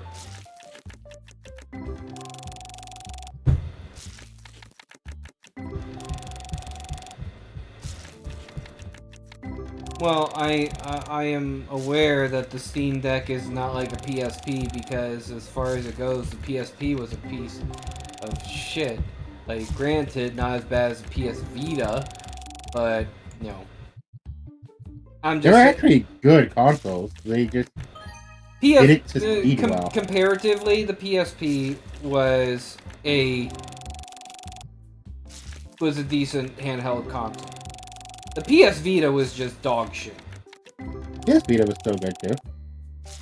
What it was is just Sony didn't fucking give enough support for it. It could have actually been great.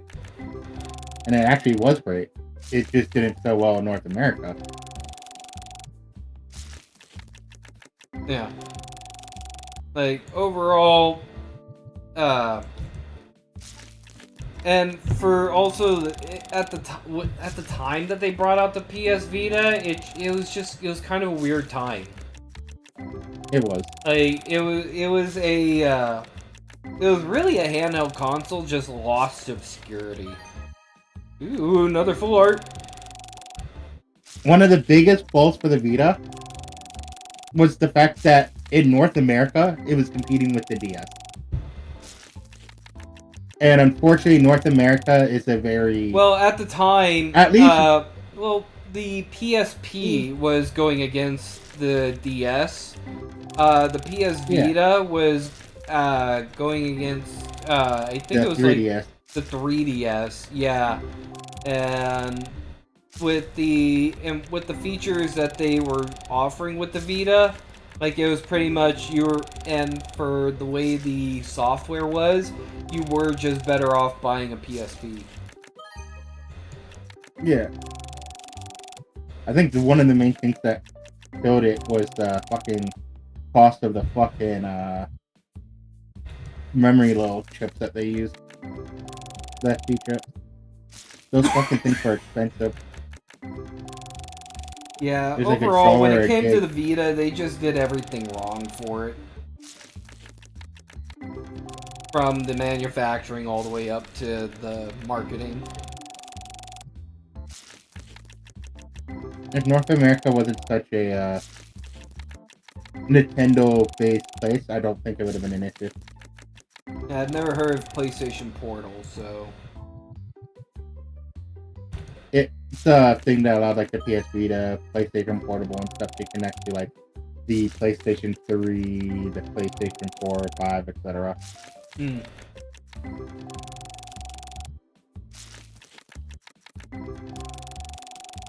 And I still remember using the Game Boy deck with the N64 to be able to play like your Pokemon Red and Blue and Yellow on freaking Pokemon Stadium. I remember doing that too. Yeah, that was fun. You know, transferring your normal Pokemon over to be able to fight your friends. Ooh, EX Hogmuffin.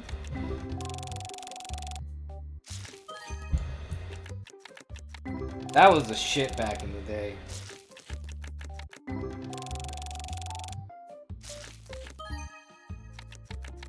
Like, hell. If I could, I would stream playing, like, freaking Pokemon Stadium. Probably could, actually. Well, one, I'd be using emulators, and two, I really don't want to deal with Nintendo's ass. Not wanting to deal with Nintendo is valid. Yeah.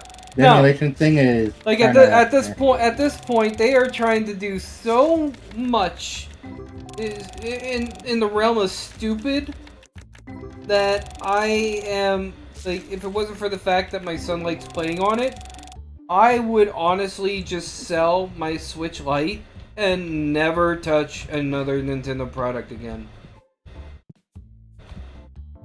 Sadness.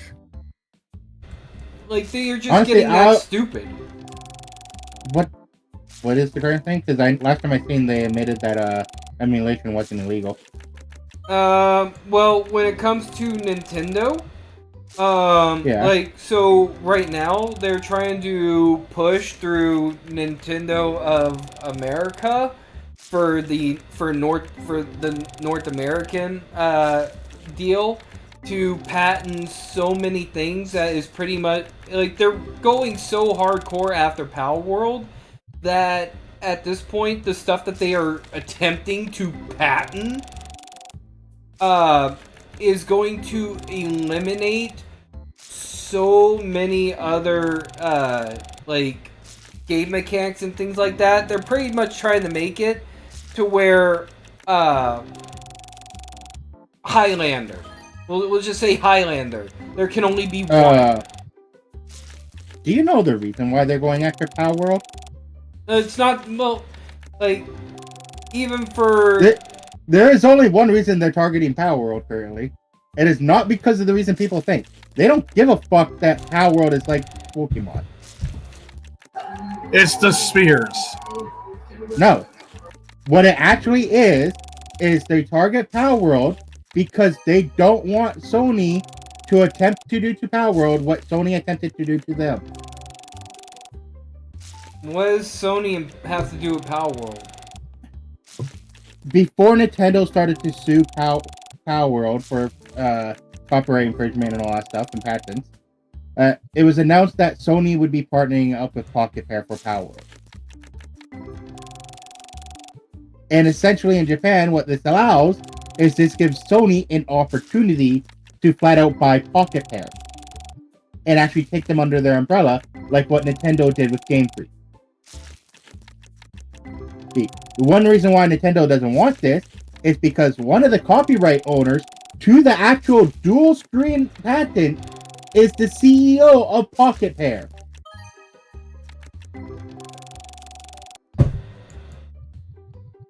Here.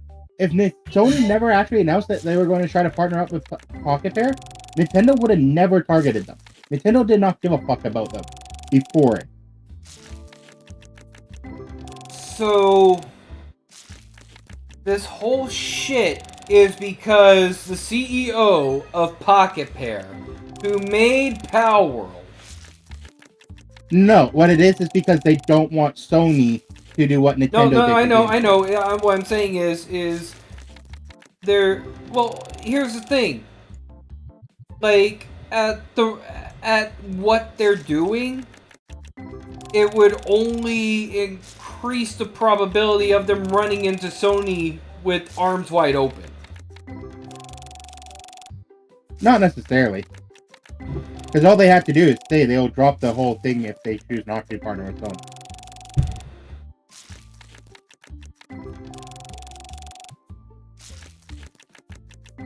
like, even then, them just do, like, even then, even though they are targeting Pocket Pair specifically, it's affecting so many more people. It's going after so many other, you know, games, company, whatever, that, like, there's just so much nearsightedness to it. Well, no, because It's you have ridiculous. games like Temtem and that actually do use Spear. That they do use Pokemon mechanics that are not being targeted. The only game that's being targeted that does this is the one that Sony is trying to buy. But, well, it doesn't matter. It doesn't matter who they're targeting, because once the patent is there, that's universal. That's I'm going to point out, they had these patents for a long time. No, they haven't. Yes, they have. They did not know. If you look at it, they didn't even apply for the patent until after Power World had already been set up. There's some that they actually applied for. There's some that they applied for before Power World was released, but didn't get accepted until after Power World was released.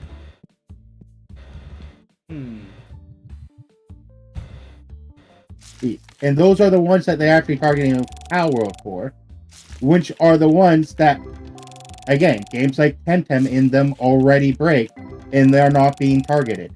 But even then, with those patents being put into motion, it doesn't matter if they're going after them or not. Like I said, it's a universal thing, so it's going to affect them either way. It doesn't matter if Nintendo sees them or not. You are aware with the amount of patents Nintendo owns, 90% of the games that get made today would not be able to get made if Nintendo actually wanted it to be that way. I need to see a list of these patents, man. Nintendo owns a lot of fucking patents. The only company that has actually done anything about patents before Nintendo is actually the company that owns the patent for the Nemesis system. Watching this makes you reminisce when I played Magic. I mean, I still play Magic, I just haven't played it on stream. And mind you, Nintendo was actually a company that sold playing cards originally. Yeah, they started in the late 1800s. Yeah. They did a lot more than playing cards. Oh yeah. Yeah. Yes. They were like Nintendo. I'm just saying playing cards to be family friendly. Like I would not be surprised if Nintendo is still in the markets that they were in 100 years ago. You know, they might be. They just might be under like different names. Yeah. And sub companies and stuff like that. Right. Or they just might like transfer ownership to another company that is still managed by them. And to Sprix, I'd play Magic more. I'd be more happy to play Magic more if I end up getting people interested in it. I love playing Magic. I like making deck ideas and things like that. Just that kind of deal.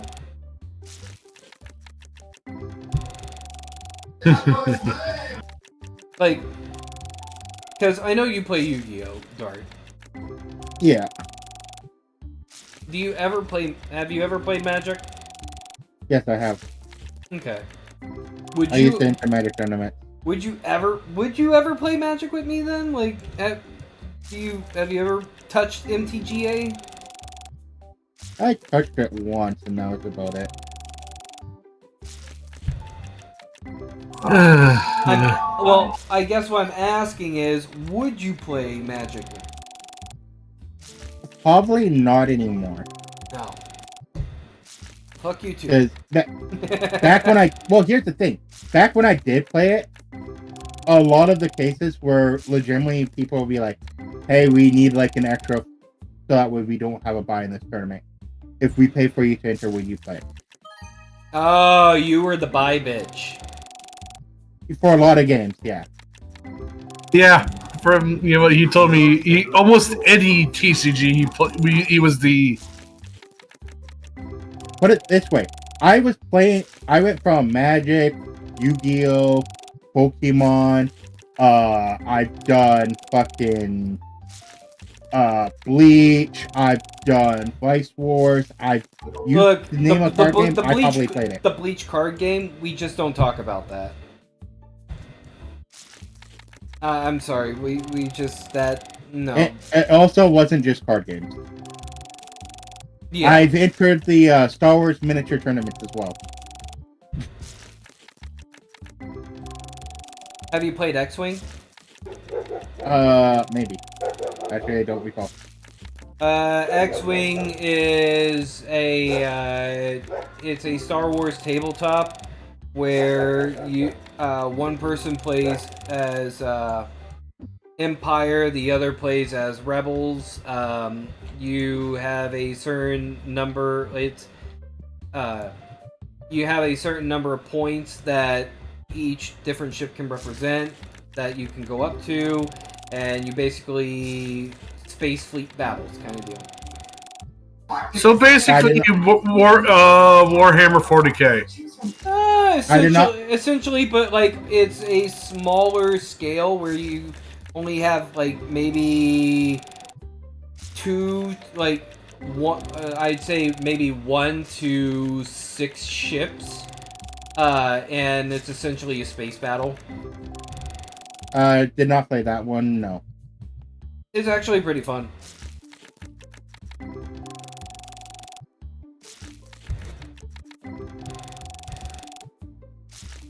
Yeah, I've played I played that.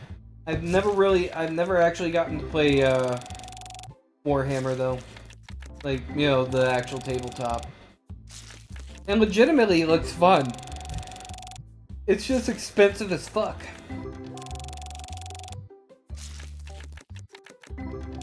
And, that's before even painting the freaking figures.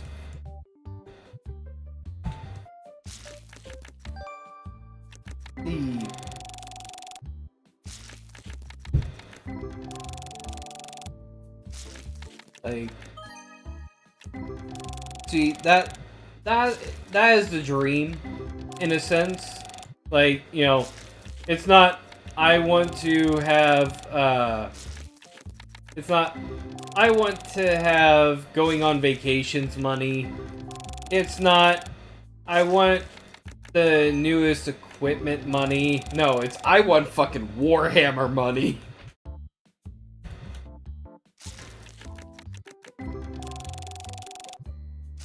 You get what I mean? Yeah. I want Warhammer money. Ooh! Ooh! That's a $2,000 card. Let's go. Nice.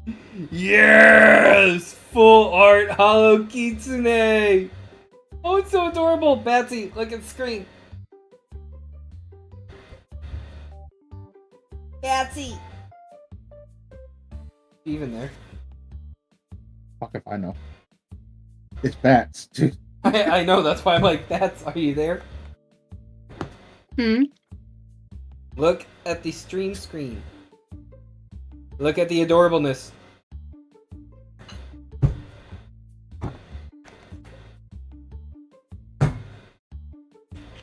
Isn't that adorable? That is adorable. And I'm just here destroying people with blue eyes. See, as we're talking, he's playing with blue eyes. Yes, I'm playing Yu-Gi-Oh! I decided to try to get back into Master Duel. Hey, to be fair, if I could turn around and go, hey, could you log in for like 1 day to use a code to get a Fallen Albion deck for me? A Fallen Albion? Oh, fuck that. Yeah, you know how they have like that returning / rookie players thing? I guess. Where you can give like your codes and stuff? and people could just do different things. Yeah, the that returned, and the deck they're using for it is the Fallen Albiaz deck, and giving away different cards for that.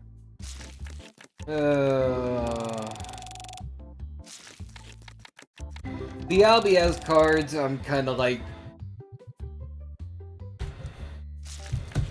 I still don't know how I feel about them.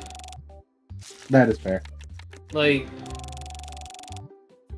if you get the cards in the right order, like it has to be the precisely right order, then it's a great freaking deck.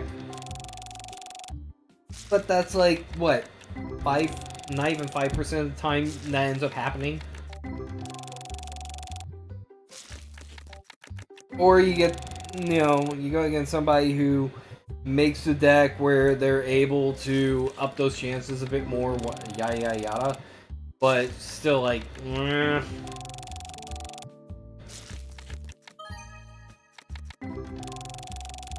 I guess you can call it one of those love-hate decks.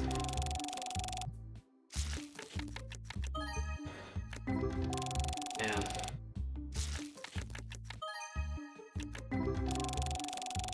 So, Dart. Yeah. If I was to ask you to play Magic with me, would you get back into it? I feel like this was already asked. No, I'd ask if you had played before. No, because you asked if I'd play Magic the Gathering Arena with you, which at that point I said no.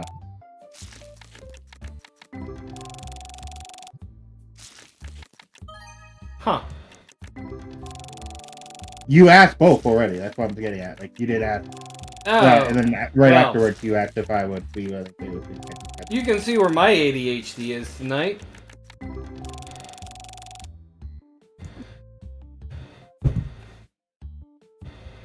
Damn. Because, like, if I could get people to actually, make decks with me and play, it would make it so much more entertaining. Just You're not all wrong. around.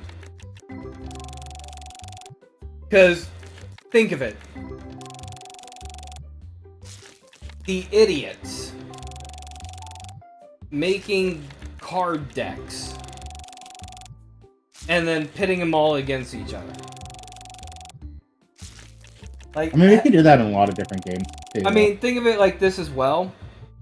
Well, yeah, but what I'm saying is, like, at least where Magic is concerned, at least in my mind, is a bit more of an infinite possibility in a sense. And with Tabletop Sim, there is a deal where I think it's up to an 8-player table that it has, and all you have to do is make a deck list on like MTG Goldfish, which is stupidly easy to do, and you can import the deck into Tabletop Sim, and it'll load it in. Yeah. And, like, could you just... And we got a White Rhizon!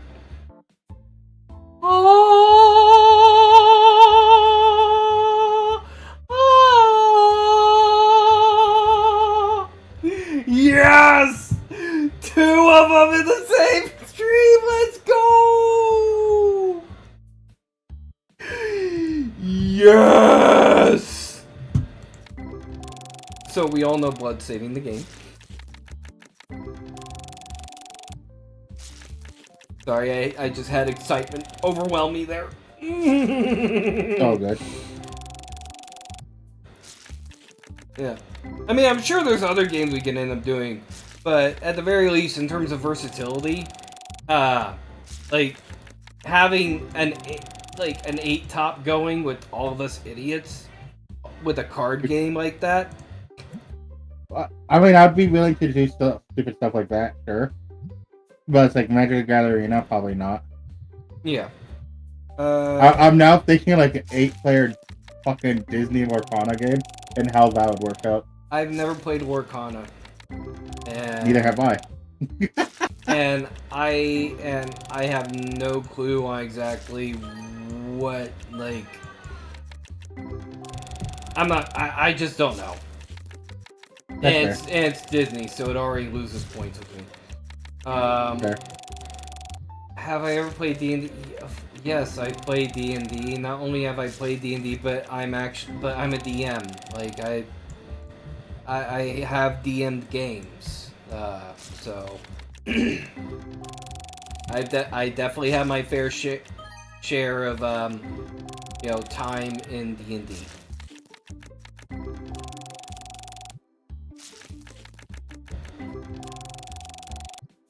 Dude,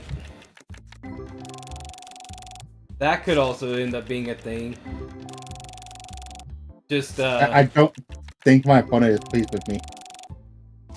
He brought out a bunch of Exodia pieces onto the board because he was going to swing at me for 10,000 damage, and I'm just like, I'm going to effect Veiler this Exodia card, which is going to destroy the rest of the Exodia cards. Do I think I can teach you how to play D&D? That is,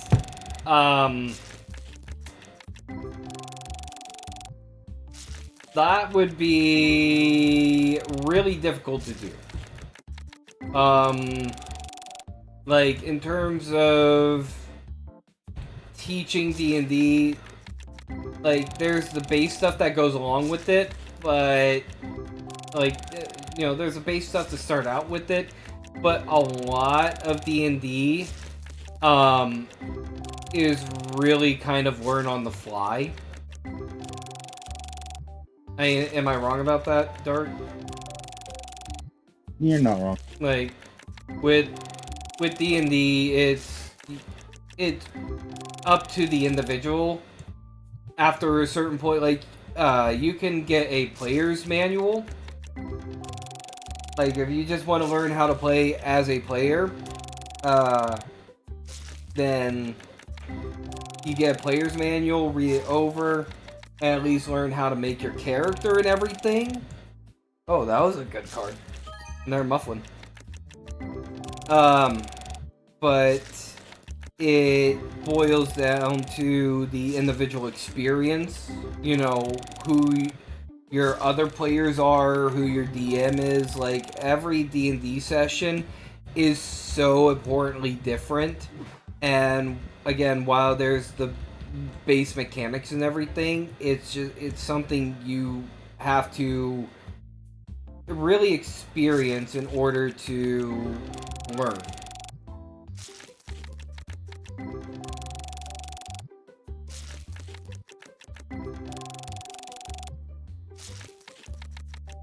And as far as it goes, I don't know, like, what? I know that there's already several D&D focused channels on YouTube that actually go over the in and outs of D&D in a lot more detail and whatnot than I would probably be ever able to do. And the game itself is always changing. So, for what I know, there are probably so many new erratums to the rules that it just, all over the place. Plus, I like doing homebrew. What the fuck is my opponent doing? Oh. Well, so when it comes to character creation, like, let's see, so you create a character and whatnot. Generally, where character creation and everything lies in is, like, does that character even fit into the world that they're going to be played in? Is in the initial, like, is it something that the DM is even going to allow? Like, you could You can end up making a character by all means. It just depends on if the character's ever going to get used. Like, you know, I've got a few characters that are probably never going to touch a game. Ever. But they're fun freaking concepts. Other characters that I've made, they fit in, they can at least be inserted into the world, but at the same time,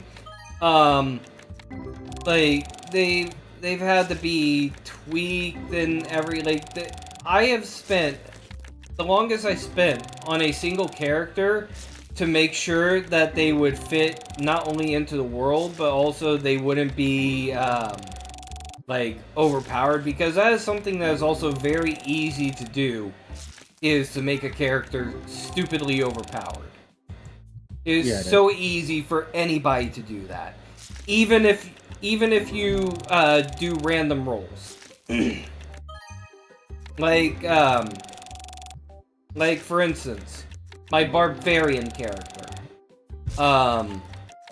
For what she is, she's a fairy, so she stands at, you know, at quite a small stature, you know. But based on, you know, what her race is supposed to be, a fairy, and all these other deals to it, you know, I had to run numbers to chop her down based off of, like, because there's no real stats for fairies. So I had to do, like, a chop down on, like, elven stats and mix in other stuff as well, and then to even it out. Like, there's so many 6s and 9s to it that it's insanity.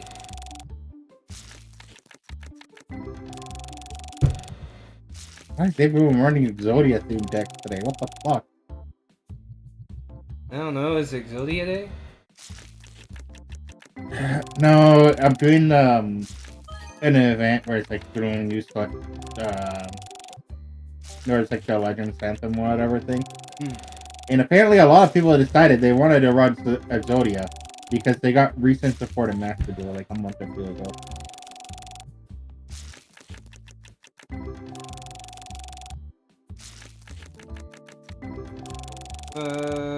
Good for her, I guess.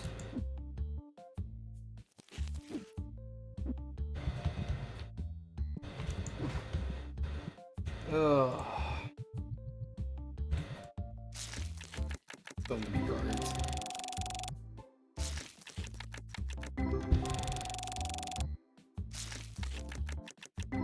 I forgot if I saved after at Rise On. I'm going to save again just to make sure.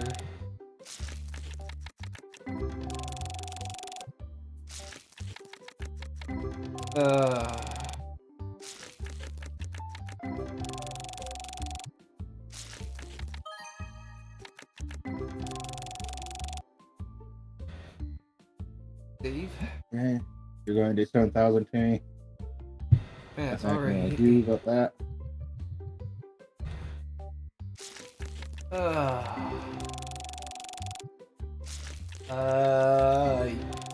Yes. I believe that Kitsune is a yokai.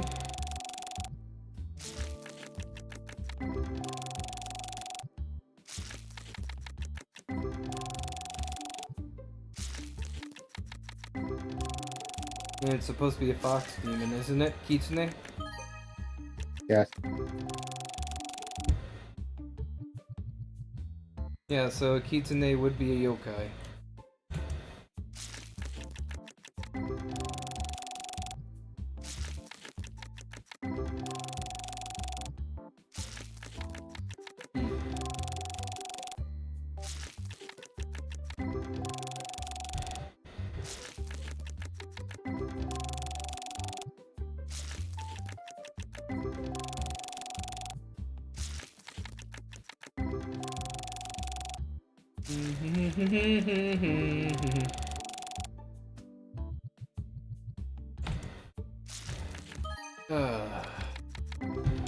How's an Exodia decks? It's going well. My opponent doesn't seem to know much of what they're doing by the looks of it. Okay. Gotta love those. I'm just gonna activate this. Do you understand what Eldrazi's are? Yeah. Okay. Let me put it this way. I remember at one point I was playing a game against a dude who had a full Eldrazi deck, and honestly, it was a nice looking little deck too. And the dude did not realize how to play his own cards. Like, he just knew Eldrazi's were strong, and they had a lot of, you know, like, the invulnerables and things like that. Not surprised by that.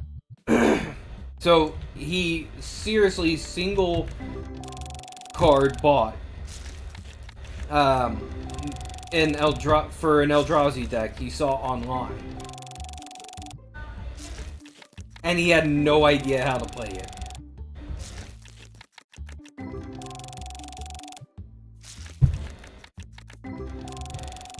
He spent, I think he said it was about a $200 deck.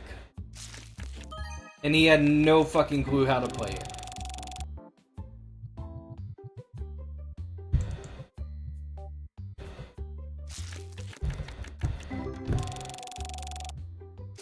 Well, generally, Shadow, that again, that depends on the world and the rule set that ends up being added in, because there are no, as far as I'm aware, there are no general stats for a yokai, in D&D.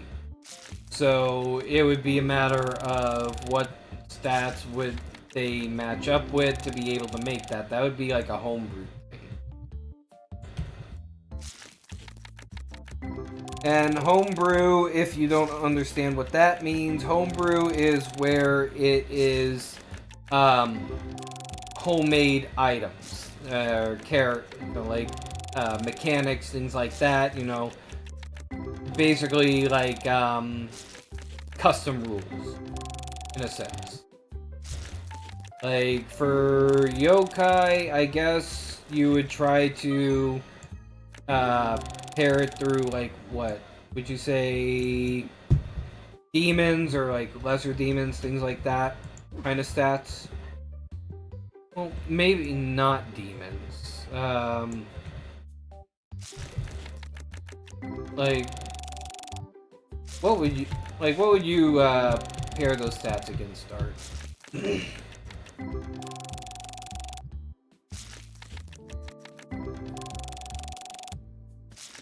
To be honest, don't know. Good to know.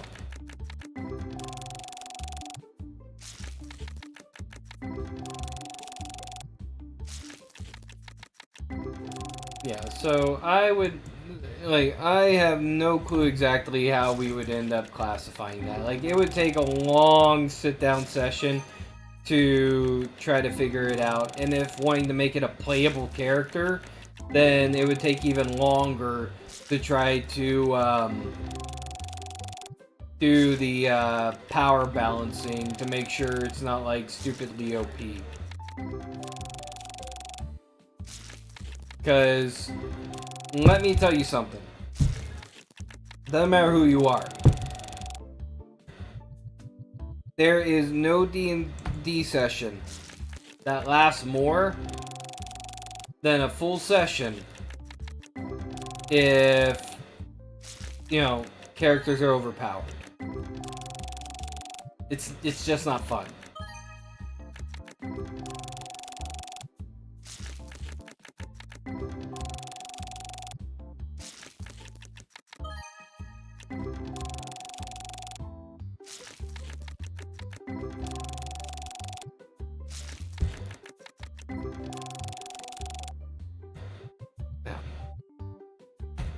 Jack of all trades, she's got all of them. Got all of what?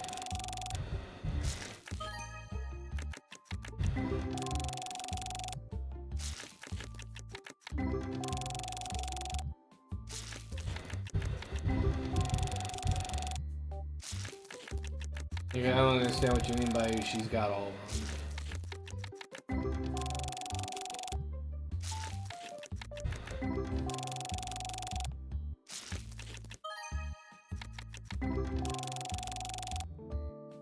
I don't even know what that is.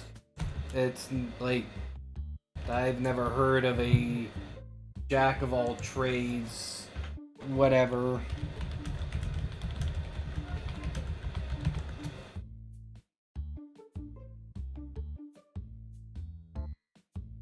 Let me see. Oh, it's a 5e feat.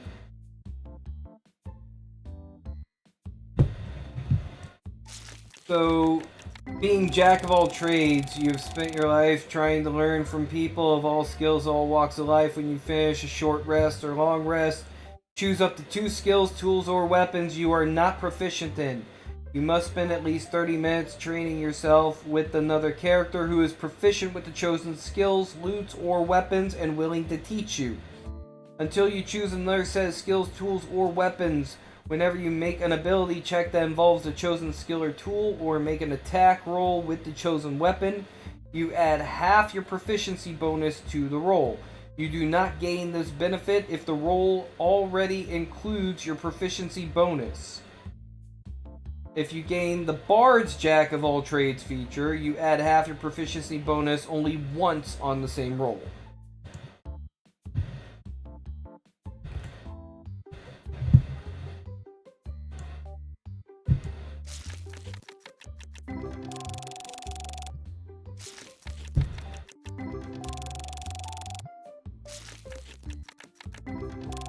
Yeah, so it's not a buff or debuff, it's a feat. So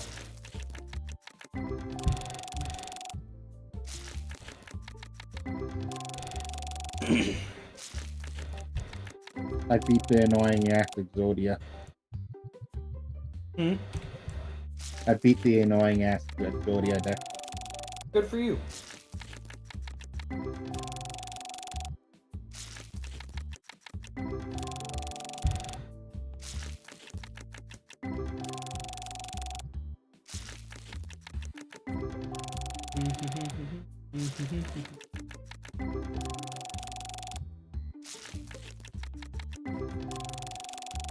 Big day.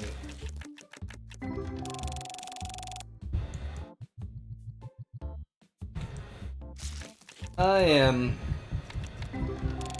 really, I'm happy so far.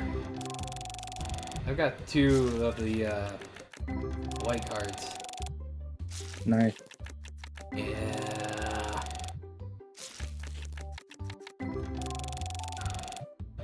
I'd like to get like 1 more. That's fair.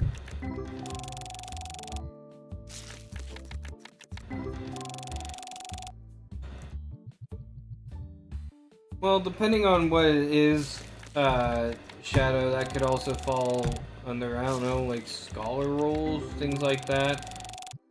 Like, you know, generally. And again, it just depends, like, for character creation, it depends on the world that they're in, and ultimately on whoever is actually DMing as well. Like, you know, because you can end up, you can just end up where you won't have a DM that'll let specific characters, depending on, I don't know, if it's a race that just doesn't exist in the world, or certain stats that just would end up breaking the world kind of deal. You never know. Honestly, with the last campaign I ran, I think I was actually pretty lenient on things, all things considered.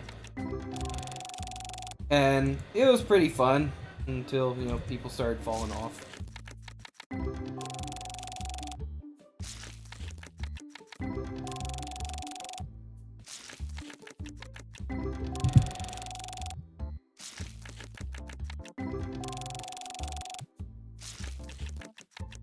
I love DMing games.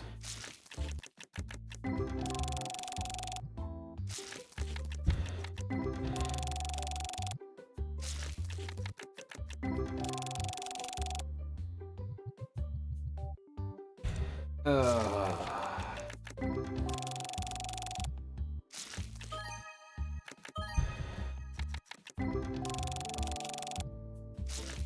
you imagine us doing a game like an idiot's world for D&D? Can you imagine the hell we would all be going through if we did that? Based off of previous games that we've done, that, well, at least previous video games we've done, that is, That has say had similar, but qualities. I would say like elements. I don't think it'd be that bad. It'd be interesting to say the least.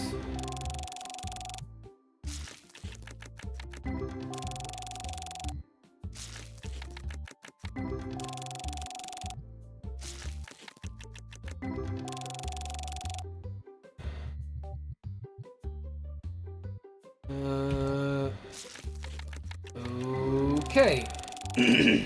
Well.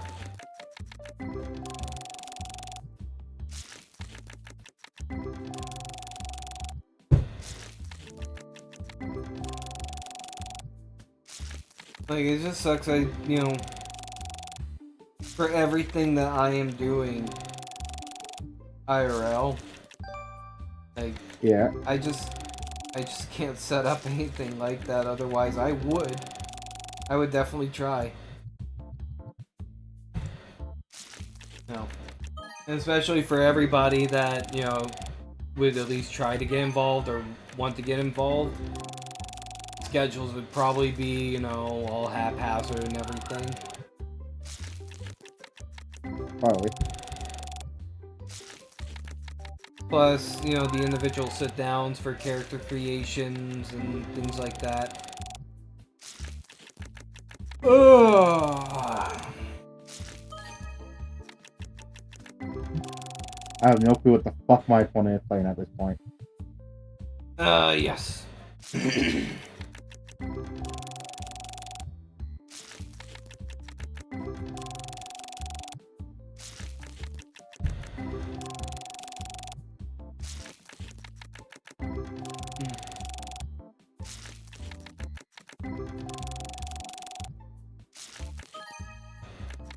Right. There could be a possibility of, doing, a one-shot campaign. Something that could get done in, 2 or 3 hours. Depending on the party involved.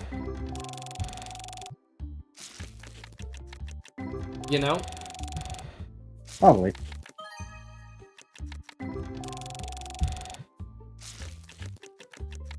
Still would have to take the time to, at least sit down, make characters. And such. It'd be interesting to say the least. I like to do this and then I could keep... Oh, I got 6 boxes left. At 32 boxes, I'm down to 6. I've already gone through 26 boxes of packs.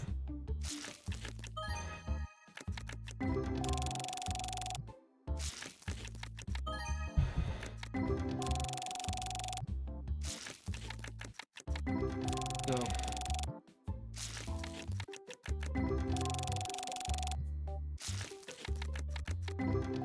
Heck, I'm pretty sure it's been done, but play D&D, but everybody has to be a like a Yu-Gi-Oh character. And that would be kind of funny, actually. Like from a card, not like an actual from the anime, but like an actual card. Again, would be kind of funny. And then there's that one fucker that picks Karibo. Which version of Karibo? Because there's a lot of Karibos.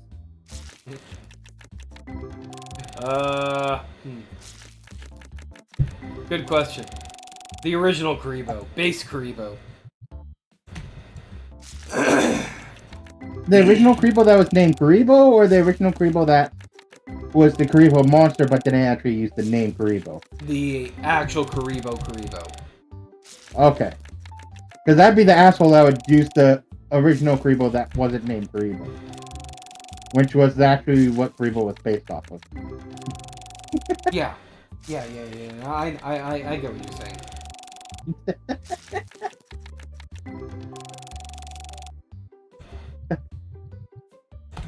I think that'd be kind of funny. I'm just like a weak little normal monster. Like, I think I had like 250 attack, 250 defense. Mm-hmm. No, you know how there's like the different evolutionary trait monsters where like say like the level monsters or Gaga Gigo and whatnot. Play a campaign where everybody starts out as the baby form of one of those, and then as you progress, you end up growing into the stronger versions. I'm Armed Dragon!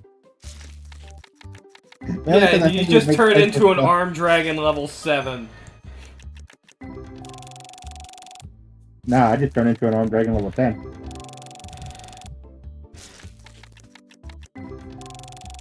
Something like that. Hello, well, level 10 is an actual Armed Dragon. Thank you for spamming, I guess? What? How are you? Welcome to chat. Oh, maybe I'd be Lightning Armed Dragon.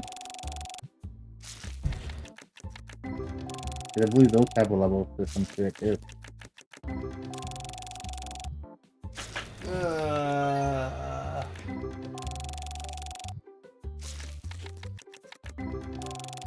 But I think that would be kind of an interesting campaign. I mean, I've seen people play, I've actually seen people where they played campaigns where everybody who was a player played as a Pokemon, and as they leveled, they, you know, evolved and things like that. Fair enough. Like, that would actually be kind of interesting, too. There's a masked knight?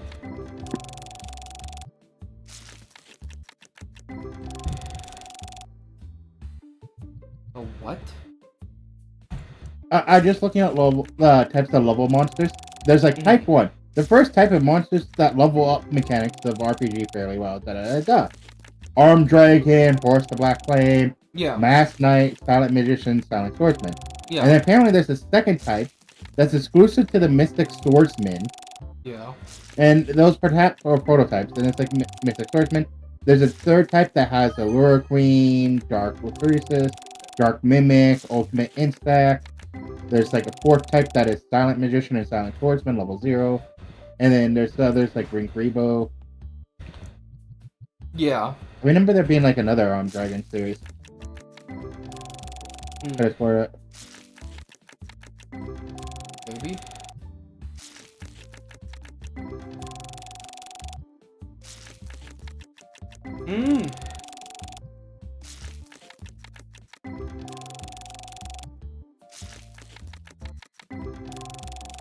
Oh, that's funny. So Ring Karibo is not actually related to Ring Karibo level, or Ring Karibo level 9 is not related to Ring Karibo level 10 whatsoever. Apparently. Really? Yeah. Huh. The way they phrase it is like they are related in the sense that they're still Karibo monsters, but they're like Jinzo and Jinzo lore. Ah, okay.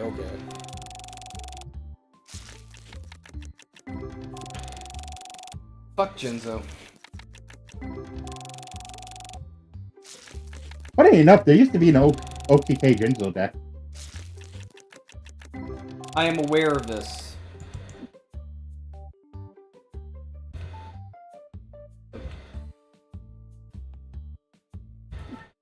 Yeah, good times. Yeah. Yeah. Don't remind me. Freaking...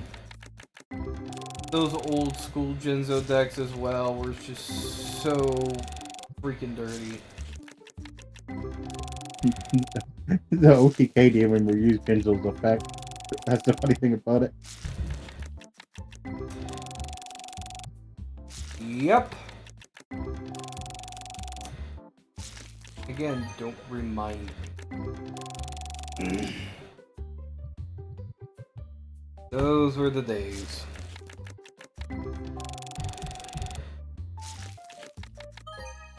But, you know, I remember after the anime had did that whole thing with the Karibo multiply whatnot. Against Kaiba? Yeah, against Kaiba. And then, do you remember the amount of Karibo OTK decks that came out? No, actually. So, I'm trying to remember the exact mechanic. But it was basically people would turn their Karibos into a one-turn bomb. Interesting. And just explode and destroy the opponent.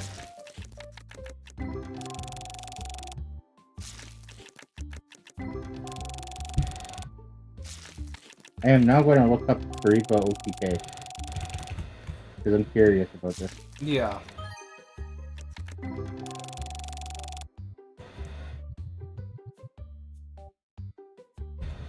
I mean, if that's what, if that's, you know,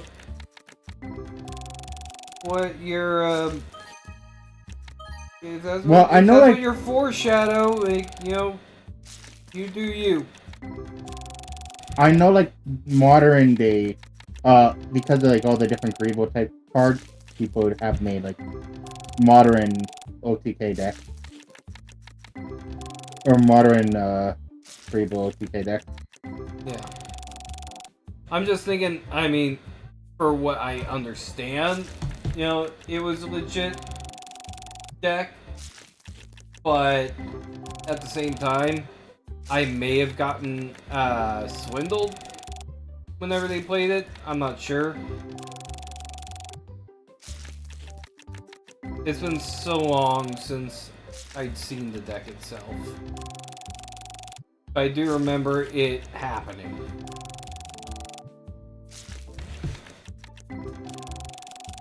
Did they use multiply or what did they do?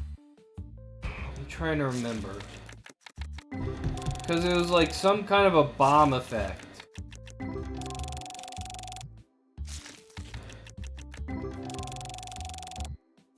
Because the IRL card game for Multiply has a completely different effect than what it does in the game, of course.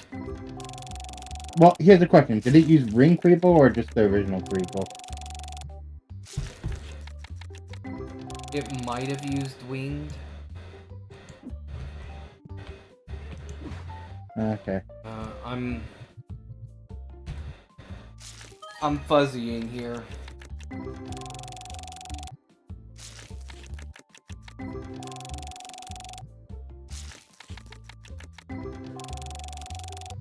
I got like 20 minutes to get through 4 boxes of cards. Fair enough. I mean, I've been having it going, you know, this whole time we've been talking. Shining Angel, Spirit Repo, Ring Karibo, level 10. Arcana Tools, original Karibo. So, Batgirl, how are you doing? If she's even there.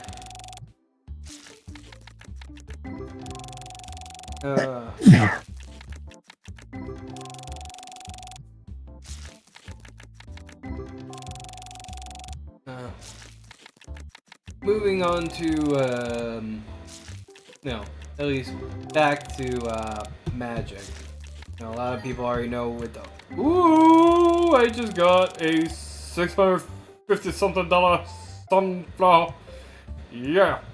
Now back to Magic. So a lot of people at least know what my general playstyle is with the shenanigans, where like one of my favorite things to do is hand shuffling. You know, like basically like full cycling, deck to hand, hand to like deck hand grave deck, and just continuously cycle, while at the same time causing several unnecessarily mean effects to happen while it's all cycling.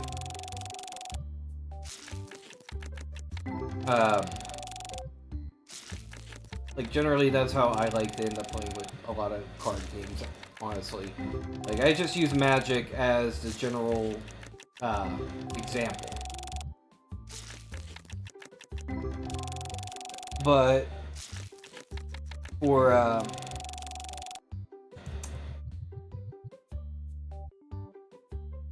I had it and I just lost my train of thought. I seriously lost my train of thought. ADHD, everybody. Just out the window. Like, at the very least for Yu-Gi-Oh! Start. Yeah. I know you play Blue Eyes. I know you love your Blue Yeah. Eyes. Yes, I do. But, like, if you could say what your general playstyle is, what would it be? Control stall. What you're saying is in Magic you would be a blue player. Technically, I'd be a black player in Magic, but like this type of styles with okay, let me say this: like this type of styles like I would play in TCG.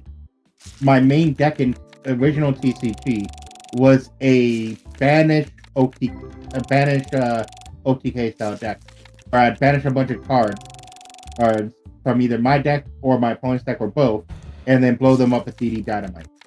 And I would use cards like Gravekeeper's Servants and things like that to actually stall them until that could happen.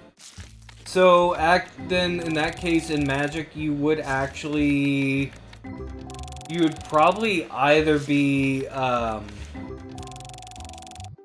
would say you would be blue-black. Either blue-black, blue-red, or even blue-black-red. Yeah, and one of the reasons why I actually did that was mainly because a lot of the banished cards were dark types. And I just like Pious the Shadow Monarch. So a buddy of mine suggested I go with this style of deck. And it worked out for me. Yeah. Because, at least in Magic, blue is all about control. Yeah. But I'm like the asshole that's like, you turn around and go, hey, I'm playing Blue Eyes. I'm like, what style of Blue Eyes am I playing? Is it a style where I don't care about using my effect? Yes? Let's get a couple of skill drains in there. Yeah, you would. Yeah, you fucking would. Oh, do I care about my on-field effects? Okay, never mind the skill drain, but let's look at some other way we can control the game.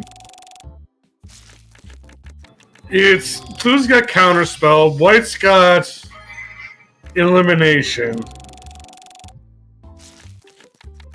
Death's got Murder, or Black's got Murder. Put it this way, the way that my original deck worked, I would, in terms of Magic, exile a bunch of cards and then play something that would like self-destruct for a bunch of damage. Give me 1 second. Slappy, may I use your thumbnail pic? If not, it's cool. Thanks, man. And keep up the great stream. Appreciate that. What are you wanting to use it for, if I could ask? Like, you know. Just curious on that.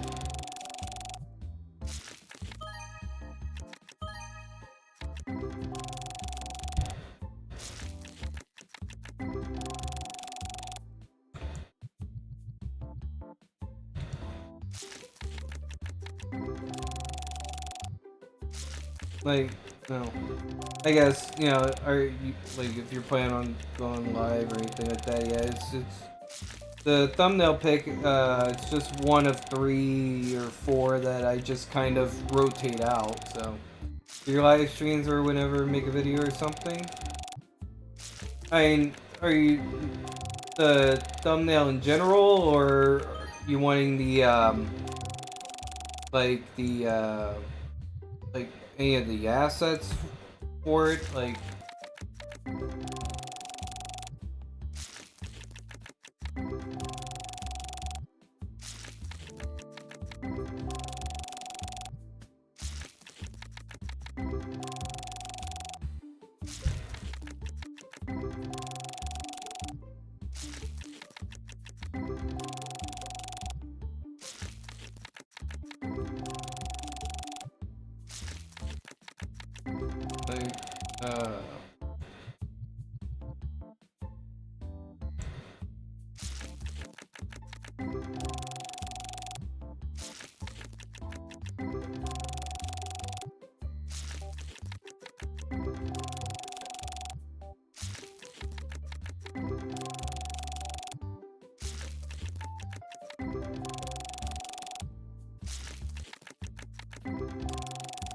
like, I mean, overall, I really don't. I really don't care. Like, you know, I just took, a couple assets and, yeah, just thumbnail, copy, crop it, was. Oh yeah, fair enough. I definitely I appreciate you at least asking. Yeah, like if you want to, if you want, you know, go ahead. Like I honestly don't mind.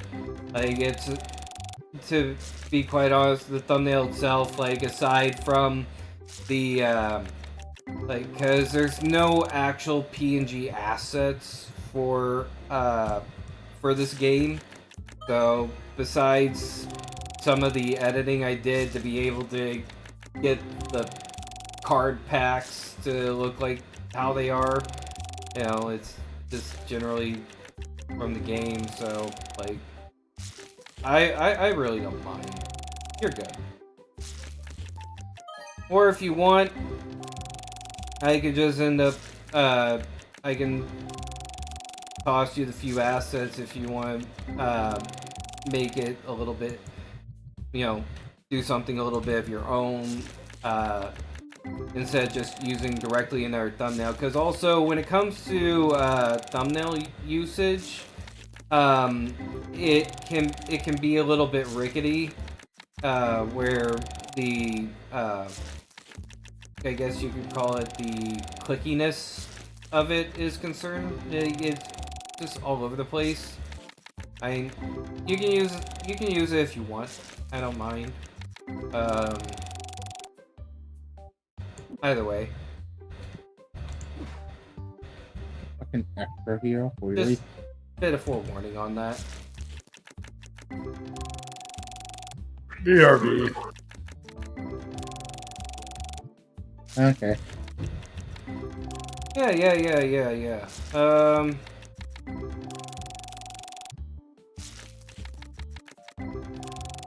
Yeah, tell you what, if you join the Discord, you should be able to use the command that, that'll pop up the link for the Discord. I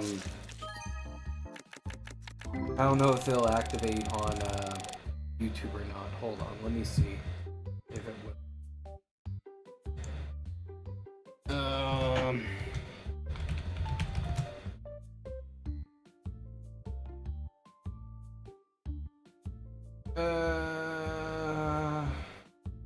I'll just, if you just join the actual Discord, if you join my Discord, then at some point I can just, I can send it to you. Okay, so it didn't activate over there. So let me just do this.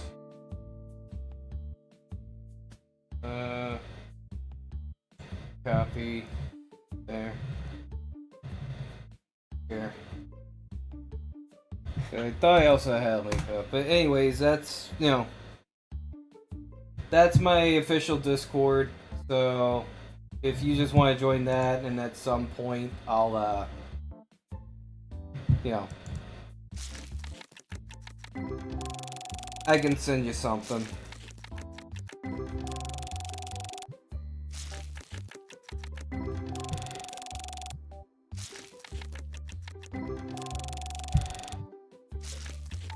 How long you been playing this game? You can't tell, just opening packs and we're bullshitting about all kinds of card games.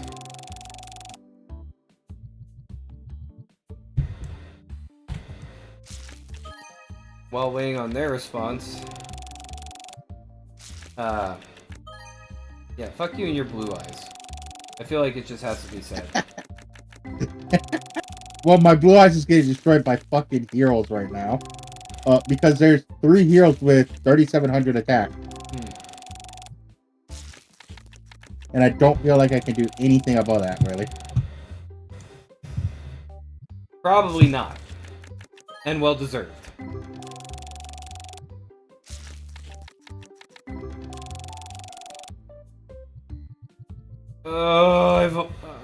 I got 1.5 boxes left.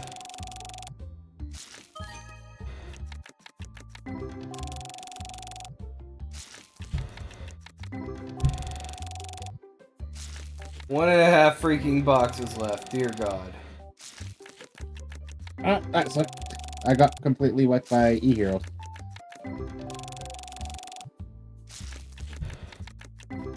I'm sorry. I feel like I may have misheard. Let me clean out my ear a bit. You said you just got your ass whipped by an e-girl? E-hero. D-hero, okay. I was gonna say, Bats, you may want to... I wouldn't even say technically D or E-hero. I just got ripped by heroes in general. There was Destiny Hero, Elementary Hero, Extra Hero, Vision Hero. Like, it was just a fucking hero pile. That sounds like a fun Friday night. That's what she said. Just bought it and installed the Pokemon mod. Hey, cool. One moment. I'm getting a phone call.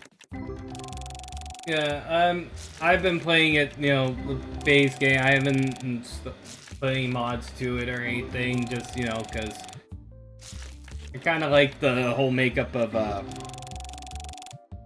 the base game itself. The creatures, you know, they're cool. They're new to me, they're refreshing. I could see, you know, playing it with, you know, it being like Pokemon and, my buddy Volp, he plays with a mod that I think it's what, is it Vijojo that he has the cards for? Or something? I don't know. All I know is it's, anime girls.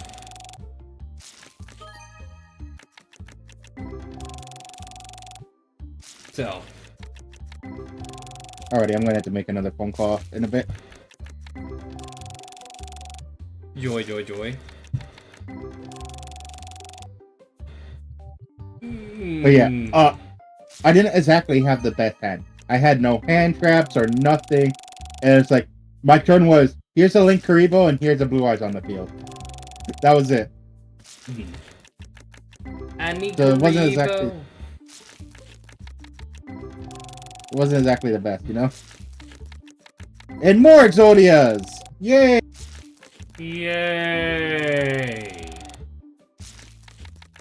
All the Exodias! I'm gonna let them try to fucking run into one of my Blue Eyes.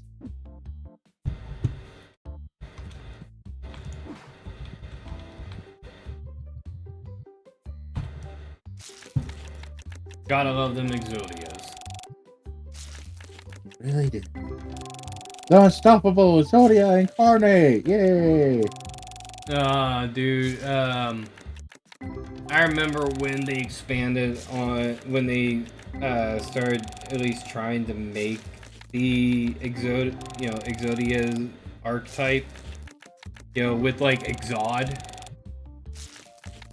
Yeah. And then it just fell off. Yeah, now they have a whole set. Like they have the Shield of Millennium, Dynasty, and like all this different stuff. Like they kind of repurposed like Grandpa's old. Oh god, I fucked up. Oh, Send me a DM on Discord. All right, no problem. Yeah, definitely. I'll when I get a moment, I'll see what I can do, and go from there.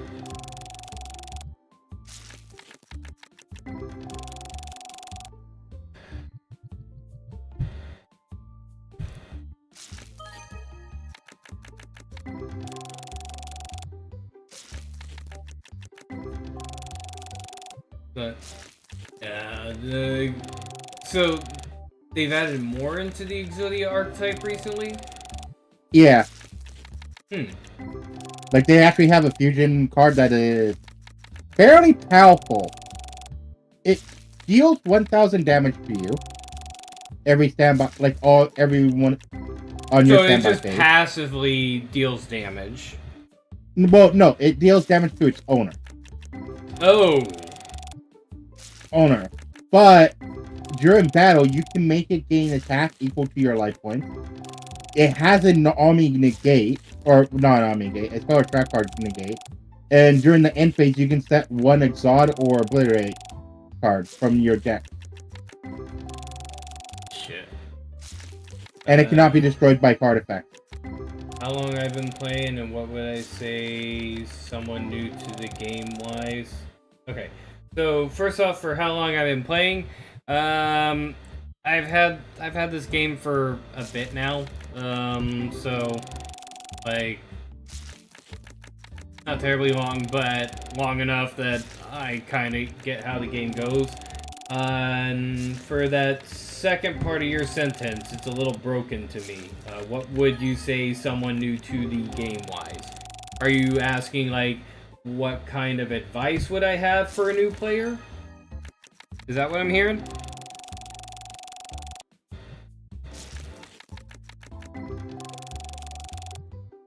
Like tips? Okay. So tips. First off, invest in play tables. Play tables are going to be one of your good friends because it's all passive income. And as people play at your play tables, you will get access to, of course, the bigger tournaments. After the initial tournament block, they do cost every day, but the amount of money you will make each day off the tables compared to the cost of the tournament, it's totally worth it. So whenever you can, so basically, wrong thing. So manage event, edit. So as you go, invest in it. This right here, it costs $400 a day to run, but the market fee is $28 an hour. That means if you have 2 people play for 10 hours, and each person pays into it. So you basically double this amount. So say if it was like, here, it says right here, it's $200 a day, but $15 an hour. If 2 people end up playing for just an hour, that's $30. That's already well over a tenth of the cost of the day. And the more tables you have, the more people are playing, and the longer they play on the table, the more money you're making. So you want to invest in tables, and as people play, then you want to hire game formats. Okay? Hire game formats. The second tip that I can give anybody who's starting off, it may not look the best, but small metal racks for selling stuff. These are your buddies here. So you start off with the single-sided shelves. They have 6 spots. And the small metal racks, they have 5 spots. But the small metal racks, they only take what's my goal right now? What is my end game? My goal in end game is pretty much I am looking to I'm going to end up making a shop. Like, once I get all the upgrades and everything taken care of, my shop is going to be purely a play shop, and I'm going to have a giant wall that is going to have all my wonderfully beautiful cards on display, where people will come in, gawk at them, and I will have nothing but passive income going on. That is my end goal. Basically, I am going to make my end goal is to make the most gaudy, laziest shop ever. That is my end goal here. But yeah, invest in these small metal racks because they have 5 spots and only cost 200 compared to the larger ones that they have 6 spots, but they cost 300. So, and the small metal racks, you can fit 2 of them in the same space that you fit one of those shelves with the 6 spots. So technically, for 400, you get 10 spots compared to 300 for 6 spots. And you can fit so much more in your shop. Especially in the beginning. So, it's a wonderful investment to do it that way. Is it tacky? Hell yeah, it's tacky. But you do save plenty of space and money doing it that way. Yeah, the small metal rack is like king.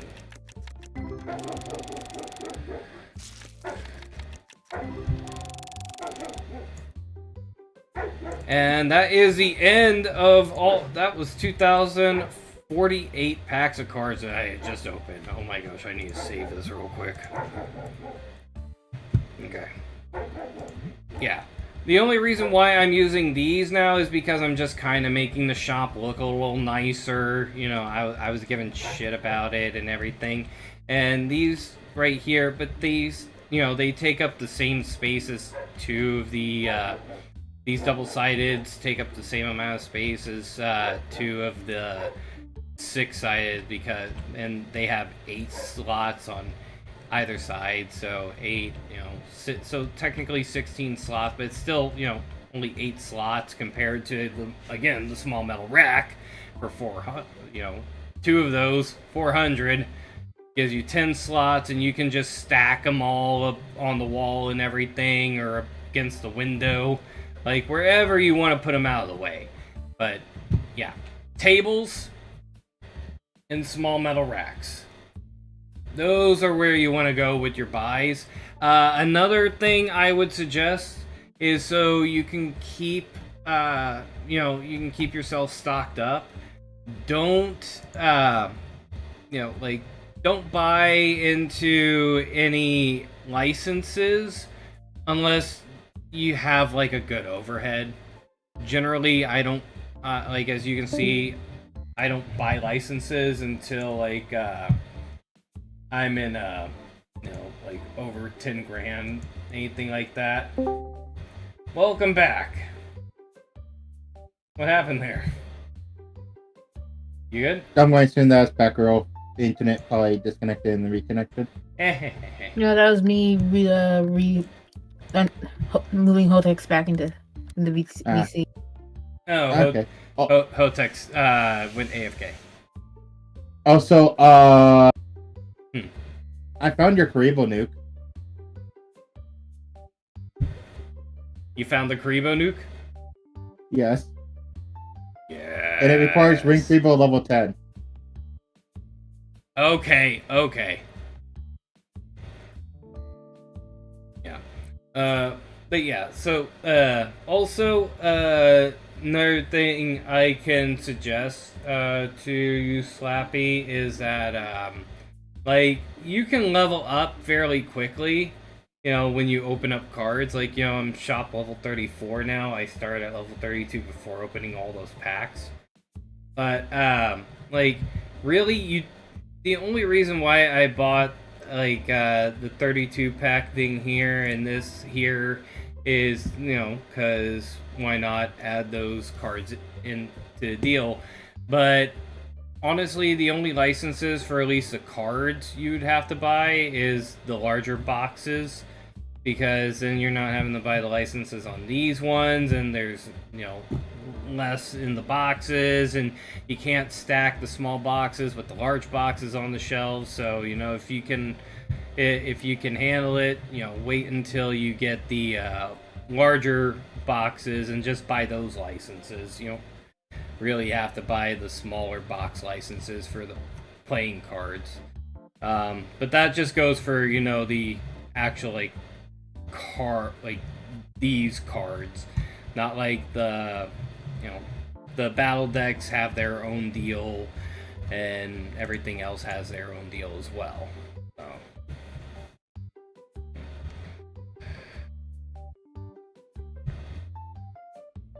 But I'd say, you know, also that kind of thing for the deck boxes here as well. Get those. Otherwise, you know, sky's the limit. Honestly. Especially with, like, you know, all these figurines. Wait, what is this? Question mark, question mark, question mark license. 1200. Get it and see. Should I buy it? Yes, get it and see. And hello, I'm back. Welcome back. Yeah, I got the money. Alright, I'll buy the license for it. So. Oh, it's freaking cartoons! Well, that is going... That is not going anywhere. I just wasted 1200. Oh. Yeah, I'm gonna resave. So, would you like to know what the nuke was? Yes. The nuke was, your opponent had a ring creeper on the field. Mm-hmm. They'd wait until you enter battle phase. Mm-hmm. They would then activate a face-down Transcendent Ring, which is a quick play spell card, which states you can send one face-up or face-down ring creeper you control, and 2 cards from your hand to the graveyard to special summon 1 creeper level 10. Mm-hmm. Ring Creeple's level 10 effect. During your opponent's battle phase, you contribute this face-up card. Destroy all your opponent's face-up attack position monsters. Deal damage to them equal to the combined attack. Yep, sounds about right. Yeah. Well, so you kind of just will take Creeple for having many monsters in attack position during the attack. Yeah. Well, who's all doing either way, just so I think after opening again 2,048 packs of cards and all this, give me a second. Yeah. No. So after opening over 2,000 packs of cards and the amount of card-related conversation we've had all tonight, I think I am pretty good. It has been a lovely evening, but I think I am good for tonight. Tomorrow, playing more Monster Hunter. I am looking forward to that, and generally, like for the rest of the next couple weeks, I'm also working on things because starting March 1st, I am going to be working at a fair, so on Saturdays and Sundays, and I got a lot to prepare for. So we'll just see how things go. Otherwise, thank you all for watching. I appreciate it. Y'all are great. You're grand. Love you guys. And I hope you have a terribly wonderful week. And I will see you all tomorrow. Bye. Good night, all.